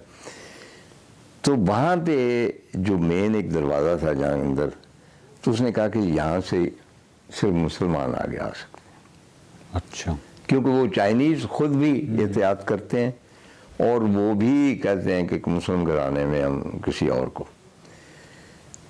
तो अब मसला ये था कि जो कुछ वो चाहते थे उसकी इंटरप्रेटर तो जायद ही हमारी चाइनीज़ जी। तो मैंने उन मौलाना से कहा कि जनाब आपकी कोई बात मुझे समझ नहीं आएगी, ये बड़ी मासूम सी चाइनीज़ एक खातून है, तो ये इंटरप्रेटर है, इसको साथ ले आए। तो उन्होंने बड़ा रिलक्टेंटली उसको साथ लिया। तो एक बड़ा सारा कमरा था, नीचे ग्रीन कालीन था और ग्रीन ही सारा था और बड़े बड़े खत्तातियाँ और मक्का मुअज़्ज़मा की तस्वीरें वगैरह लगी हुई थी। तो बकार उन्होंने, अब ये एक अलहदा बहुत तवील सब्जेक्ट है कि जो निवादरात हैं वो क्या जो भी आपको दिखाए जाते हैं, जो म्यूज़ियम्स हैं, क्या वो ओरिजिनल है? उनकी अहमियत जो है वो इसमें शायद नहीं है कि ये ओरिजिनल है, वो जो निस्बत है आपको वो अजीज। उन्होंने फिर निवादरात लाए बकौल उनके बीबी फातिमा का जो वेडिंग ड्रेस था, हज़रत इमाम हसन और हुसैन की बचपन के ड्रेस। अच्छा, इस तरह जो एक बीबी फातिमा के हवाले से उन्होंने चादर दिखाई, वो इसलिए इंटरेस्टिंग थी कि वो सारी खत्ताती हुई थी उसके ऊपर, अरबी में भी बहुत कुछ लिखा हुआ, वो डेफिनेटली पुरानी थी, इसमें कोई शक शुबे की गुंजाइश नहीं है। और 800-900 साल तो कम से कम, इतना मैं मतलब परख तो नहीं रखता, आँख जो है वो कदीम और जदीद में कहीं जो इम्तियाज़ करती है उसमें कोई डेट जो है वो फीड हो जाती कहीं से कि भी इतनी पुरानी हो सकती। एक चीज़ जिससे मैं बहुत मुतासर हुआ, एक छोटा सा बॉक्स था और बॉक्स जो था वो मड़ा हुआ था खालिस सोने से चारों तरफ, और एक तरफ से थोड़ी सी पतली उतरी थी, और उन सब के ऊपर मोहम्मद रसूलुल्लाह सल्लल्लाहु लिखा हुआ था और कुछ और भी लिखा हुआ था अल्लाह पाक के नाम। वो मतलब उसमें उभरे हुए थे जिसको एम्बॉसिंग, वो कोई प्रोसेस था और पुराना था। उसमें उन्होंने कहा कि रसूलुल्लाह सल्लल्लाहु अलैहि वसल्लम के 3 मुँह मुबारक थे, और उनका कहना है कि भाई वो चोरी हो गए और एक बोतल में थे, उसके अंदर बॉक्स के अंदर एक बोतल। किस तरह चोरी हुए ये कोई नहीं जानता। उन्होंने कहा जी कि मैं ये कोई वो सीक्रेट नहीं था या कोई ऐसी चीज़ नहीं थी। उनका कहना था जी बस चोरी हो गई, आज से कोई 30-40 साल पहले। लेकिन वो बोतल उन्होंने, क्योंकि वो बॉक्स है उसके लिए बनाया गया था, उस बोतल के लिए जिसमें हाँ हज़रत सल्लल्लाहु अलैहि वसल्लम का मुँह मुबारक था, वो बोतल निकाली। अब बोतल वो जो है वो जाहिर है कि भाई आप खोल के सूंघते हैं तो निस्बत जो थी, और आप यारकंद में बैठे हुए और वहाँ रसूलुल्लाह सल्लल्लाहु अलैहि वसल्लम की आपको खुशबू आती, जिस तरह आपने बताया था कि भाई औद की पहाड़ी से जो नीचे उतर रहा था अरब, तो मैंने उससे पूछा कि उस खो में क्या है, तो उसने कहा कि उसमें मेरे रसूल की खुशबू है। वो जो कैफियत थी ना, वो यहाँ भी यारकंद में। तो मुन्ना ने बहुत अदब एहतराम से जो भी पैरहन थे, जिस तरह उसको हमारी इंटरप्रेटर को समझ नहीं हो रही थी कि ये बिल्कुल नॉर्मल बंदे, मॉडर्न बंदे, इनको हो क्या गया है, क्योंकि मुन्ना ने बाकायदा ऊपर पूरा दुपट्टा लेके सारा ढांप के अपने आप को, वो जो पैरहन थे जिस तरह उनको तय किया है, और जिस तरह मतलब अकीदत से आगे की कोई चीज़ थी जिसमें वो जिस तरह उसने तय किया रखा है, तो उनकी वो समझ में नहीं आ रही थी। तो यूँ जानिए कि हम यारकंद का जो कदीम अहद है, अगर उसमें जिए, वो लम्हे थे जब हमें वो नवादरात दिखाए जा रहे थे, और जब हम बाहर आए हैं तो एकदम दचका सा लगा कि हम कहाँ आ गए हैं। जदीद यारकंद है और मोटरें चल रही हैं और सारा कुछ। तार साहब बहुत शुक्रिया। चीनी तुर्किस्तान की तवील मुसाफतों का ये जो बयान था, इस हवाले से मैं यही कह सकता हूँ कि एक जादू बयान था। इसमें सैर अंगेजियाँ थी, इसमें तिलिस्माती नाम थे, यारकंद का नाम था, और यारकंद को हमने बहुत बेहतर जाना है, और जो उससे पहले बिल्कुल भी नहीं जानते थे। सिंकियांग के हवाले से और इस पूरे खित्ते के हवाले से हमें अपने इल्म में इजाफा करने की ज़रूरत है। यकीनन इस हवाले से हम कम इल्म हैं, और जबकि हिस्ट्री में देखा जाए, तारीख में देखा जाए, तो इस पूरे खित्ते की बहुत ज़बरदस्त किस्म का इन्फ्लुएंस रहा है हमारे इस खित्ते पर। इसी वजह से आपकी बहुत सारी जो गुफ्तगू थी हम रिलेट भी कर सकते हैं और समझ भी सकते हैं, क्योंकि ये खित्ता जो है इसका एक डेफिनेटली एक इन्फ्लुएंस रहा है। सो चीनी तुर्किस्तान के हवाले से जो आपसे जो सिलसिला गुफ्तगू था वो रुमची से स्टार्ट हुआ, फिर हमने तुर्पान पे गुफ्तगू की, काशकर पे की, ताशकुरगान पे हुई, कराकुल लेक पे हुई, खुंजराब पे हुई और यारकंद पे हुई। तो आपका बहुत बहुत शुक्रिया। नाज़रीन, तार साहब से अगली जो किस्त होगी निकले तेरी तलाश में, उसमें किसी नई किताब के साथ हाजिर होंगे। अगली किस्त तक के लिए दीजिए इजाज़त। देखते रहिए निकले तेरी तलाश में। Welcome back to Expresso. बात करेंगे कुछ खताती के हवाले से। तो खताती मुसलमानों का तहजीबी और सकाफती विरसा है, और अगर खताती सोने के वक्त से हो तो क्या ही बात है। आज हमारे साथ एक ऐसे खतात मौजूद हैं जिनका काम दुनिया भर में सराहा जाता है। उनके फन पारों की तकरीबन 7 के करीब नुमाइश हो चुकी है, और 3 बैनुल-अक़वामी नुमाइश भी वो करवा चुके हैं। और वासिल शाहिद की हम बात बिल्कुल हमारे साथ मौजूद हैं, हम इनको वेलकम भी करते हैं और इनसे बात भी करते हैं। Wasil, thank you. तो बखैर, कैसे हैं आप? ठीक ठाक? जी बिस्मिल्लाह, अस्सलाम वालेकुम, बहुत शुक्रिया, और आप सबको नया साल मुबारक हो जी। चलें, बहुत शुक्रिया। एक तो पहले भी आपसे बात हुई थी हमारी, तो अच्छा लग रहा है कि आज लाहौर जब आप स्टूडियोज के अंदर है तो आपसे बात हो रही है। सबसे पहले तो बताइए, जिंदगी कैसी गुजरी है? फन के अलावा क्या चल रहा है जिंदगी? जिंदगी में फन के अलावा भी फन ही चल रहा है। फन के अलावा भी फन ही चल रहा है हर वक्त। अल्लाह का शुक्र, आर्ट, क्रिएटिविटी और यही सोच, यही ख्याल, यही अमल, यही काम। ठीक है, अपनी मन मंशा से करते हैं, जब दिल करता है करते हैं, या कुछ स्पेसिफिक टाइम रखा हुआ है किस टाइम पे मैंने कैलीग्राफी करना? टाइम स्पेसिफिक तो है रात को करना, लेकिन इसके अलावा भी हर वक्त जब सोच तो चलती रहती है। मेरे ख्याल से जिंदगी वो खताती है, कलम है, इंक है, रंग है, गोल्ड है, बस यही इसी के साथ जिंदगी है। चलते फिरते, उठते बैठते, इवन सोते हुए भी इसी का ख्याल, इसी की सोच, इसी का तस्वर है। जबरदस्त। अच्छा वासिल, आप जिस तरह से खताती के हवाले से तो हम बात करें, कैलीग्राफी अब पाकिस्तान में बहुत ज़्यादा की जाती है, ओवरऑल इसका रुझान बहुत ज़्यादा हो गया। आप सोने के वक्त से करते हैं, तो इस हवाले से बताएं, जो आपका एक स्पेसिफिक जॉनरा है या आर्ट है उसके हवाले से बताएं। देखिए, क्लासिकल कैलीग्राफी है। पहले ये इशू था पाकिस्तान में, जो मॉडर्न कैलीग्राफी बहुत ज़्यादा काम हो रहा था कैनवस के ऊपर, ठीक है, लेकिन जब हम पाकिस्तान से बाहर जाते हैं अरब कंट्रीज के अंदर, वो चाहते हैं क्लासिकल कोरियोग्राफी जो सही मानों में इस्लामिक तहजीब और वर्षा है वो होनी चाहिए। अब वो कलम के साथ होती है, उसको सीखना भी उसी के साथ करना पड़ता है, करना भी उसी के साथ होता है। अब कलम के साथ काम पाकिस्तानी मार्केट के अंदर, पाकिस्तानी लोगों में, पाकिस्तानी सोसाइटी के अंदर लोग शायद इतना ज़्यादा अप्रिशिएट नहीं करते थे। मैंने सोचा मैं वही काम करता हूँ लेकिन मीडियम चेंज कर लेता हूँ कि मीडियम के जरिए शायद लोग इस काम की डेप्थ को समझ सकें।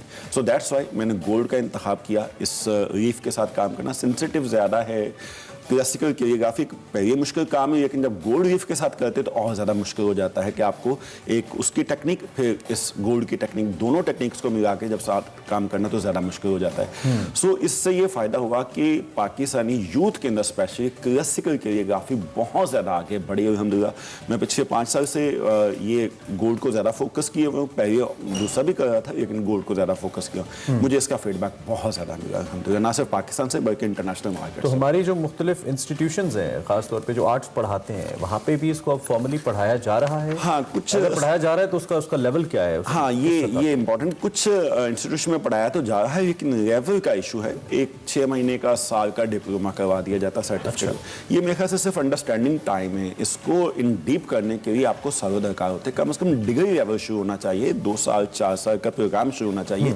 ताकि आप इसकी हिस्ट्री, इसकी फिलॉसफी, इसकी डेप्थ क्या है और इसका फिर साइकोलॉजिकल इम्पैक्ट क्या है पर्सनालिटी को, आप सारे इस आर्ट को समझ सके। ताकि इससे फिर, चूंकि आर्ट जो सिर्फ होता है ना आपका एक इंडिविजुअल प्रोसेस नहीं होता, ये सोसाइटी को बनाता है, सोसाइटी के एथिक्स डेवलप करता है। जब आप इसको इन डेप्थ करेंगे तो ये मुआशरे को बनाएगा, यकीनन बनाएगा। ईरान की मिसाल हमारे सामने, टर्की की मिसाल हमारे सामने कि वहाँ का मुआशरा आज से 20-25 साल कितना अजीब था, लेकिन वहाँ आर्टिस्ट बहुत अच्छे हैं, उनकी गवर्नमेंट ने बाकायदा उनको बहुत प्रमोट किया। आज उनकी सोसाइटी देखे कितनी स्ट्रॉन्ग है। सोसाइटी स्ट्रॉन्ग होती तो रियासत स्ट्रॉन्ग होती है और आर्ट्स उसकी जानिब लेकर जाता है। तो इसमें to be calligraphy artist, calligrapher बनने के लिए इनबॉर्न टैलेंट कितना मैटर करता है, और क्या टैलेंट नहीं भी है तो as an art, as a technique इसको सीखा भी जा सकता है कि आपके अंदर इनबॉर्न इतनी कोई आर्टिस्टिक स्किल्स नहीं है but you can learn it to be a better? असल में इंसान के पास इतनी अल्लाह पाक ने सलाहियत दी है, इतनी सलाहियत दी है कि वो किसी भी काम का ज़ौक़ और शौक़ अगर रखता है ना वो सीख सकता है। कोई दुनिया का काम ऐसा नहीं जो इंसान नहीं कर सकता, लेकिन ज़ौक़ और शौक़ अगर ये 2 चीज़ें आपके पास हैं तो लाजमी सीख सकते हैं। ना सिर्फ इसकी टेक्निक्स बल्कि इसके जो इन डेप्थ क्रिएटिविटी जो है, इसकी तख्लीक कैसे होती है वो भी सीख सकते हैं। तो ये कुछ सीखना मुश्किल नहीं है, अगर आपके पास जज्बा है, शौक है तो आप यकीनन सीख सकते हैं। अच्छा, जैसे आपने खुद भी कहा कि इंटरनेशनली पाकिस्तान के, अगर हम स्पेसिफिकली पाकिस्तान की बात करें तो यहाँ पे उस लेवल का सिखाया नहीं जाता। सो हमारे यहाँ आपको क्या लगता है किस तरह से हमें इस चीज़ को अपने स्टूडेंट्स के अंदर, जो लोग सीखना चाहते हैं, इसकी तरफ रुझान है, ऑब्वियसली 6-7 माह के अंदर वो उसकी प्रॉपर इन डेप्थ उसको नहीं सीख सकते, they need time for that. आपने इंटरनेशनली क्या चीज़ एक्सपीरियंस की और पाकिस्तान में उसको किस तरह से बेहतर किया जाए? देखिए, इसको सिखाने का तरीका बड़ा क्लासिकल किस्म का है कि आपको एक तो टाइम चाहिए, 2 से 4 साल, कम से कम 4 साल आपको चाहिए वक्त। तो हमारे पाकिस्तानी एजुकेशन मॉडल के अंदर देखा जाए, जहाँ जहाँ फाइन आर्ट्स पढ़ाया जा रहा है वहाँ पे आपको MFA की डिग्री दी जा रही, BFA की डिग्री दी जा रही है, बैचलर इन फाइन आर्ट्स। तो वहाँ पे बैचलर्स इन कोरियोग्राफी आर्ट भी स्टार्ट करवाना चाहिए। 4 साल का प्रोग्राम अगर हो जाए तो उसमें तमाम खतूत जो है क्लासिकल, उनके मीडियम्स हैं, ये बहुत अच्छा है और ये मैं समझता हूँ करना बहुत ज़रूरी है। अगर आप नहीं करेंगे तो सोसाइटी को नुकसान इसका होगा, सिर्फ फ़र्द का या किसी एक आदमी का या फ़न का मामला नहीं, ये मुआशरा इस पर नुकसान पे जाएगा अगर ये नहीं करेंगे। Later or sooner you have to do, आपको करना पड़ेगा। अच्छा, डिजिटलाइजेशन का दौर है, everything is going digital and going to the digits and gadgets, you know. इसको लेकर इस दौर में फिर आर्ट की अहमियत, मुझे लगता है, हालांकि ऐसा है नहीं, बट जिस तरह के माहौल में हम रहते हैं ना, ऐसा फील होना शुरू हो जाता है कि आर्ट की वो अहमियत नहीं रहती या आर्ट का वो इम्पैक्ट नहीं रहता, because everybody has a tendency towards, you know, gadgets and all. तो उसमें आपका आर्ट कितना एक इम्प्रेसिव काम कर सकता है या कर रहा है, अगर मैं आपसे कहूँ? इस पर 2 चीज़ें जी, बड़ा मज़े का टॉपिक आपने शुरू किया, मैं इसके लिए आपका बड़ा शुक्रगुजार। देखिए, एक होता प्रोसेस और एक होती फाइनल प्रोडक्ट। अगर आप फाइनल प्रोडक्ट के एतबार से देखेंगे डिजिटलाइजेशन और कोरियोग्राफी या पेंटिंग या कोई भी आर्ट, तो इंसान का मुकाबला मशीन के साथ तो है और बहुत ज़्यादा मुकाबला है। अब इसका जो प्रोसेस है ना वो बहुत इंपॉर्टेंट है, जो कि मैन मेकिंग प्रोसेस इंसान को बनाता है, जो कि मशीन नहीं कर सकती। ये असल चीज़ है कि इंसान को रोबोट होने से बचाता है। अब देखिए, जहाँ पे डिजिटलाइजेशन ने और आर्टिफिशियल इंटेलिजेंस ने हमें बहुत सहूलियात दी, ज़िंदगी में बहुत आसानियाँ दी, लेकिन उसके साथ साथ उसने इंसान को हैक कर लिया। Now human being is hackable being. आपको सिर्फ दो चीजें चाहिए, एक तो इसका बायोमेट्रिक्स चाहिए, डाटा चाहिए कि इसका क्या सोचा क्या करा, और ये आर्टिफिशियल इंटेलिजेंस है बहुत अच्छे से करा कि हमारे हार्ट बीट क्या है, हम क्या सोचे, हमारा क्या रुझान है, हम किस तरफ सोचे, और ये डाटा उसके बाद आपको सिर्फ कंप्यूटिंग पावर चाहिए, एल्गोरिथम चाहिए। आप उसी वक्त एनालिसिस कर सकते हैं इंसान का अगला थॉट क्या होगा, किस तरफ सोचेगा। बट अनफॉर्चुनेटली इससे इंसान की बेहतर प्रेडिक्शन करने की बजाय उसको डाटा को मैनिपुलेट किया जा रहा है बाय कमर्शियल फोर्सेस और बाय पॉलिटिकल फोर्सेस। अब वो जो कमर्शियलाइजेशन जो हुई है उसकी वजह से ना सिर्फ एक इंडिविजुअल बल्कि पूरी की पूरी सोसाइटी सफर की है अब उस डाटा के मैनिपुलेशन की वजह से। अब इंसान जो है, अब हमारा बॉडी या थॉट, ये दोनों चीजें बाहर की गेन की है, हम अंदर में असल में कुछ और है, बहुत इन डेप्थ स्पिरिचुअल है बहुत, जो हमारी असल जात है। हमारी बॉडी तो हमारी फूड है ना, कलेक्ट की हुई, हमने जो खाया पिया हमारी बॉडी बन गई। हमारा थॉट जो डाटा इंफॉर्मेशन हमने जो सुना देखा वो हमारे थॉट प्रोसेस होती रहती है, इंफॉर्मेशन हमारे थॉट मेकिंग करती है। अब असल जो सोल है हम उससे थोड़ा दूर हो चुके इस डिजिटलाइजेशन की वजह से, इस मटेरियल अप्रोच की वजह से जिंदगी में। उसको डिस्कवर करने के लिए, उसके साथ राब्ता जोड़ने के लिए आपको लाजम कोई ना कोई आर्ट प्रैक्टिस करना पड़ेगा। वाई सो?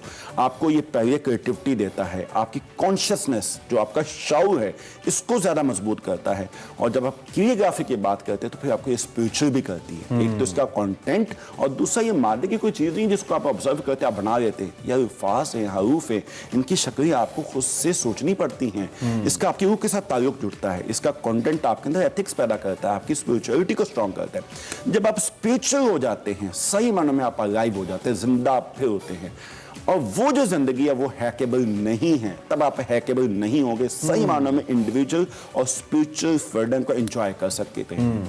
ये मैं गारंटी के साथ कहता हूँ, कोरियोग्राफी के अलावा कोई और आर्ट इससे ज्यादा बेहतर नहीं कर सकता कि इंसान की रूह को बेदार कर दे और इंसान को सही मानों में आजाद कर दे। So you're saying practice any kind of art, in particular calligraphy, if you want your life not to be hackable. Yes, otherwise you are hackable, और कमर्शियल फोर्सेस कर रही हैं, और इतना ज्यादा किया है इंडिविजुअल्स को नहीं, उन्होंने पूरे के पूरे कल्चर को हैक कर लिया हुआ है। और देखिए कमर्शियल एस्टेब्लिशमेंट है ग्लोबली, वो कमर्शियल एस्टेब्लिशमेंट जो ना वो चाहती कि हम क्या पहने, क्या हम खाएं, क्या सोएं, कैसे हम किस वक्त उठे, और सुबह उठ के हमने कौन सा टूथब्रश करना दे डिसाइडेड, कौन से हमने ब्रेड खानी दे डिसाइडेड, वो हमारे फीड कर रहे हैं, हमारे थॉट मेकिंग वो बना रहे हैं। हम समटाइम बहुत कुछ ऐसा कर रहे हैं जो अपनी मर्जी से, हमारी मर्जी को भी वो डिजाइन कर रहे हैं बाय आवर डाटा। सो ये अगर आप कोरियोग्राफी या कोई आर्ट करते हो तो सबसे पहली बात ये आप क्रिएटिव होते हैं, तख्लीकी, आपके अंदर अपनी सोच पैदा होती है, और दूसरा जब आप कोरियोग्राफी करते हो तो आप स्पिरिचुअल भी हो जाते हैं। तो ये spirituality, that's real being, otherwise इंसान मेहमान में फर्क बाकी नहीं। आपके काम के साथ आपकी सोच भी बड़ी जबरदस्त है, you very clear on your ideas and that is something really great. मैं चाहता हूं, आपको सुनकर ये ऐसा लग रहा है कि इस सोच को लोगों तक पहुंचना चाहिए। एक तो ये प्लेटफॉर्म है जिससे हम एक छोटी मोटी एफर्ट करते रहते हैं, बहुत बड़ी एफर्ट है लोगों तक पहुंचने के लिए, हमारा फर्ज भी है और हमारे लिए काबिल फख्र भी है, लेकिन दूसरी जानिब आप पे थोड़ी रिस्पॉन्सिबिलिटी फिर बढ़ जाती है जब आपको एक अच्छा काम अल्लाह ने दिया है, बहुत अच्छी बड़ी जगहों पे अभी आपसे बात हो रही थी, आपका काम प्रेजेंट किया गया, अप्रिशिएट किया गया अभी भी, तो फिर उसको लोगों तक और खासतौर पे न्यू कमर्स तक पहुंचाना, दैट्स अ रिस्पॉन्सिबिलिटी। कोई मैकेनिज्म है आपके माइंड में सीइंग योरसेल्फ अपनी जात की हद तक, या फिर ओवरऑल कोई ऐसा स्ट्रक्चर जिसको लेकर आप समझते हैं कि कैलीग्राफी को हम मजीद आगे इसकी जी बिल्कुल है। मैं इसके लिए पहले कोशिश करूँ, मेरा जो जाती तौर पर मैंने जब अपना सफर इस हवाले से ज़्यादा फोकस होकर स्टार्ट किया, 2015 में मुझे इंटरनेशनल एक एग्जीबिशन में जाने का इत्तेफाक हुआ फर्स्ट टाइम। तो अल्जीरिया में OIC के ताउन से एक इवेंट हो रहा था, 40 कंट्री से ज़्यादा वहाँ पे थे, मैं पाकिस्तान को रिप्रेजेंट कर रहा था। तो ये सोच रखा कि अगर वहाँ पे इतना बड़ा इवेंट हुआ तो वाई नॉट इन पाकिस्तान। तो उस दौर में यहाँ पे कोशिश की, अल्हम्दुलिल्लाह मुझे 2-3 साल लगे, एक नेशनल एग्जीबिशन करवाई, फिर उसके बाद इंटरनेशनल एग्जीबिशन करवाई जिसमें 34 कंट्रीज के आर्टिस्ट पाकिस्तान तशरीफ लाए। उसके बाद यहाँ पे पाकिस्तानी सोसाइटी में आर्ट सही मानों में एक्सेप्ट हुआ। फिर उसके बाद यूथ के लिए कॉम्पिटिशन करवाया इस्लामाबाद में, जिसमें प्रेसिडेंट ऑफ पाकिस्तान उस वक्त के ममनून हसन मरहूम वो तशरीफ लाए थे, और नौजवानों को बहुत ज़्यादा अप्रिशिएट किया। तो मैं इंडिविजुअली जो कुछ कर सकता था मैंने उस वक्त ये कोशिश की अल्हम्दुलिल्लाह। फिर उस वक्त एक गैप ये देखा कि जो नए सीखने वाले ना उनके लिए बहुत बड़ा इशू है। अब वो सिखाने का अमल जब शुरू किया तो कोविड आ गया, फिर इस वजह से हमें मीडियम चेंज करना पड़ा, ऑनलाइन टीचिंग की तरफ जाना पड़ा। अल्हम्दुलिल्लाह मैं सिर्फ पाकिस्तान में ऑनलाइन नहीं बल्कि इस वक्त मोर देन 25 कंट्रीज में स्टूडेंट्स जिनको मैं ऑनलाइन सिखा रहा हूं। Usually correct me if I am wrong, मुझे लगता है कि जो कैलीग्राफी है ये ज्यादातर मेल आर्टिस्ट जो हैं वो ज्यादा इस जानिब हैं, फीमेल्स इतनी नहीं है, मुझे ऐसा लगता है। क्या ऐसा ही है? नहीं, ऐसा नहीं है। अच्छा, मेरे पास more than 100 female students. Okay, male कम है, फीमेल्स बहुत ज्यादा है, बहुत ज्यादा। उनका रुझान भी है इस वक्त ज्यादा है, इस वक्त ज्यादा है, बहुत ज़्यादा है इस वक्त जो आफ्टर कोविड और कोविड सिचुएशन के अंदर उनका बहुत ज़्यादा। और दूसरा जो मैंने फील्ड किया, मेडिकल फील्ड के लोग बहुत ज़्यादा, डॉक्टर्स बहुत ज़्यादा है। तो मैंने एक सेशन 2 साल पहले पढ़ाया, बल्कि कोविड के आने के बाद 1.5 साल पहले, जिसमें लाहौर के सब डॉक्टर्स थे। अच्छा, और बहुत अच्छा एक्सपीरियंस उनके साथ है। कमर्शियल एस्पेक्ट क्या है इसका? Is it a good source to earn as well? अगर मैं कमर्शियल की बजाय इसको प्रोफेशनल कहूँ तो ज़्यादा मैं कमर्शियल के अंदर आप सब मार्केट को फोकस करते हैं कि मार्केट हमें क्या रिटर्न करेगी। प्रोफेशनली जब आप बात करते हो आप आर्ट को फोकस करते हैं, जब आर्ट को फोकस करेंगे मार्केट खुद ब खुद उस तरफ आती है। और हकीकत बात भाई, आर्ट जो सोसाइटी के ट्रेंड सेट करता है, सोसाइटी को बनाता है, मार्केट को बनाता है।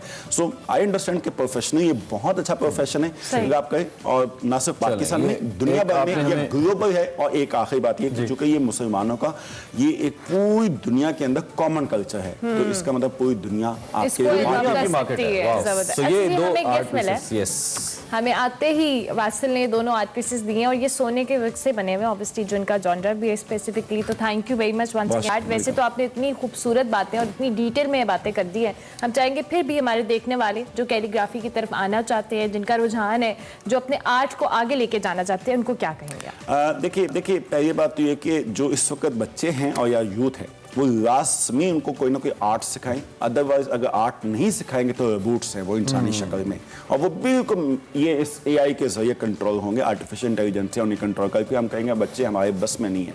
अगर आप उन्हें आर्ट सिखाएंगे, खुद सोचना वो सीखेंगे, क्रिएटिव होंगे।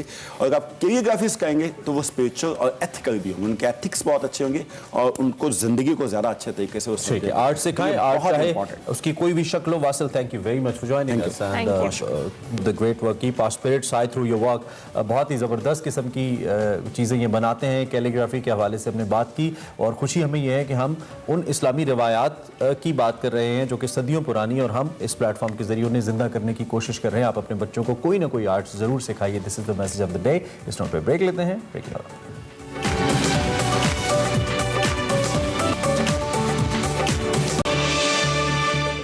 Back to espresso. अब सुबह सुबह हम आपको देसी फूड में, हम नहीं, फरियाल राना आपको खिलाएंगी टिक्के। और वो टिक्के कहाँ के खिला रही हैं? बहुत मशहूर टिक्के हैं। देखते हैं आज का देसी फूड। ओके।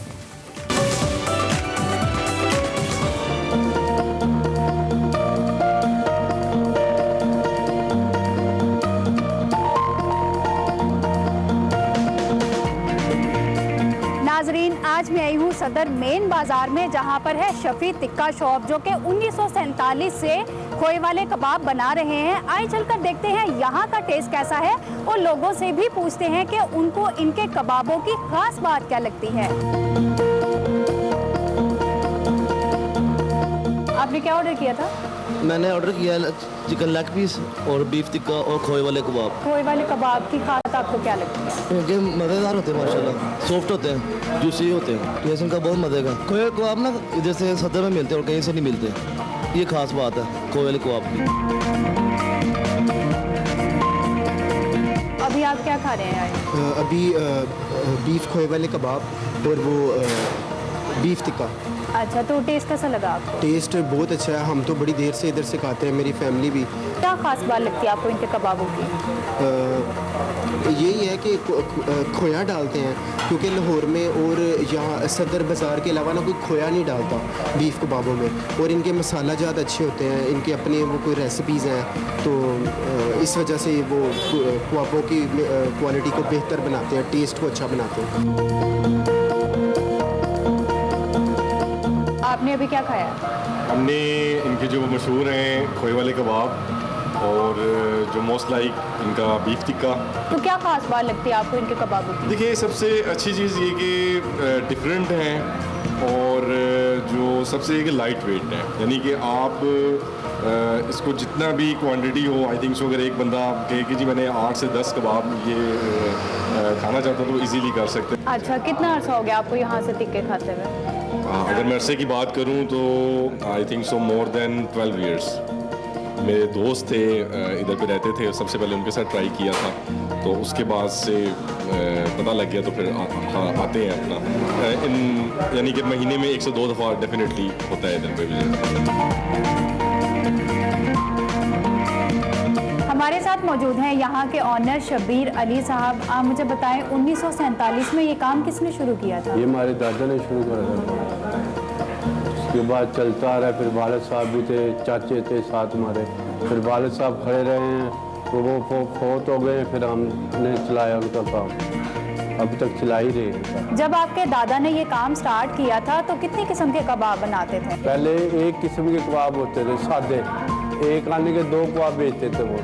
उसके बाद आहिस्ता आहिस्ता फिर वालिद साहब जो है, वालिद साहब ने मलाई वाले कबाब खिलाने शुरू करे हैं, फिर आहिस्ता आहिस्ता फिर खोए वाले कबाब हमें शुरू कर दिए। फिर खोए वाले भी चलते रहे, सादे भी चलते हैं, बीफ टिक्का भी चलता है। आप कितनी तरह के कबाब बनाते हैं? खोए वाले, सादे, बीफ खोए वाले, चिकन खोए वाले, बीफ सादे, चिकन सादे। कबाब के अलावा और क्या क्या बनाते हैं? बीफ टिक्का, चिकन टिक्का, मलाई टिक्का, चिकन पीस हैं। और डिमांड सबसे ज़्यादा किस चीज़ की है? खोए वाले कबाब और बीफ टिक्के की ज़्यादा हमारा चलता है, बीफ टिक्का और खोए वाला कबाब। आपके कबाबों की ऐसी क्या खास बात है जो लोग दूर दूर से यहाँ पर खाने आते हैं? इसमें हम कसाई से कीमा नहीं लेते, साफ आता गोश्त आता घर, हम आप साफ करके बनाते हैं। 20 किलो कीमा है तो उसमें 2, 2.5, 3 किलो प्याज की चार्ज देते हैं, यानी कि 20 किलो कीमा है तो 20 किलो प्याज डाल देंगे। बिहार अच्छा रखा हुआ है, इसलिए गाँव जो है आते हैं। खोए वाले कबाब की कोई खास रेसिपी होती है? मसाला वही होता है, उसके अंदर वो कीमे के अंदर खोया मिक्स करते हैं। खोए से ये होता है ज़रा टेस्ट बन जाता है और नरम होता है कबाब। आप कबाबों के साथ और क्या क्या सर्व करते हैं? ये पुदीने वाली चटनी, आमचूर वाली चटनी, पुदीना, हरा धनिया, हरी मिर्चें डाल के उसको वो बनाते हैं, क्योंकि हमारी यही मेन चटनी है जो लोग शौक से खाते हैं। आपकी शॉप की टाइमिंग क्या है? मगरिब से लेके रात 1:30-2 बजे तक। दिन में वैसे चाचा लगाते हैं, तवे वाला कीमा, शामी कबाब और बारबेक्यू करते हैं। मगरिब के बाद फिर हम खड़े होते हैं। इतने अरसे से माशाल्लाह आप काम कर रहे हैं, कोई मशहूर शख्सियत तो आती होंगी? हाँ जी, यहाँ एक्टर आते रहे हैं, नदीम आते रहे हैं, मोहम्मद राना साहब आते रहे हैं, इधर बड़े एक्टर आए हैं, सैमा और भी आते रहे हैं यहाँ पे, और भी ड्रामे वाले आते रहे हैं, रहमान जाज भी आते रहे हैं यहाँ पर, क्रिएटर भी आते रहे हैं। 70 साल से एक ही म्यार को आपने कैसे बरकरार रखा हुआ है? म्यार को अच्छा रखा हुआ है, नाम चर्बी डालते हैं, मसाले जो हैं अच्छे डालते हैं, उसमें गाहक खाए तो दोबारा आए हमारे। इतने सालों में कभी कस्टमर ने कोई कंप्लेन की? नहीं, हमारे कभी शिकायत नहीं आई है। गाहक जो है अच्छा कह के जाता है, माशाल्लाह बहुत अच्छे हैं आपके कबाब। बहुत शुक्रिया आपका।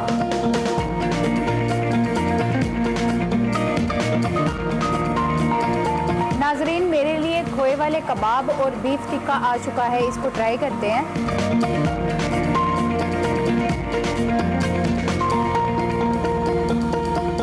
नाजरीन, वाकई ही खोए वाले कबाबों का टेस्ट बाकी कबाबों से बहुत ज़्यादा मुख्तलिफ और टेस्टी है।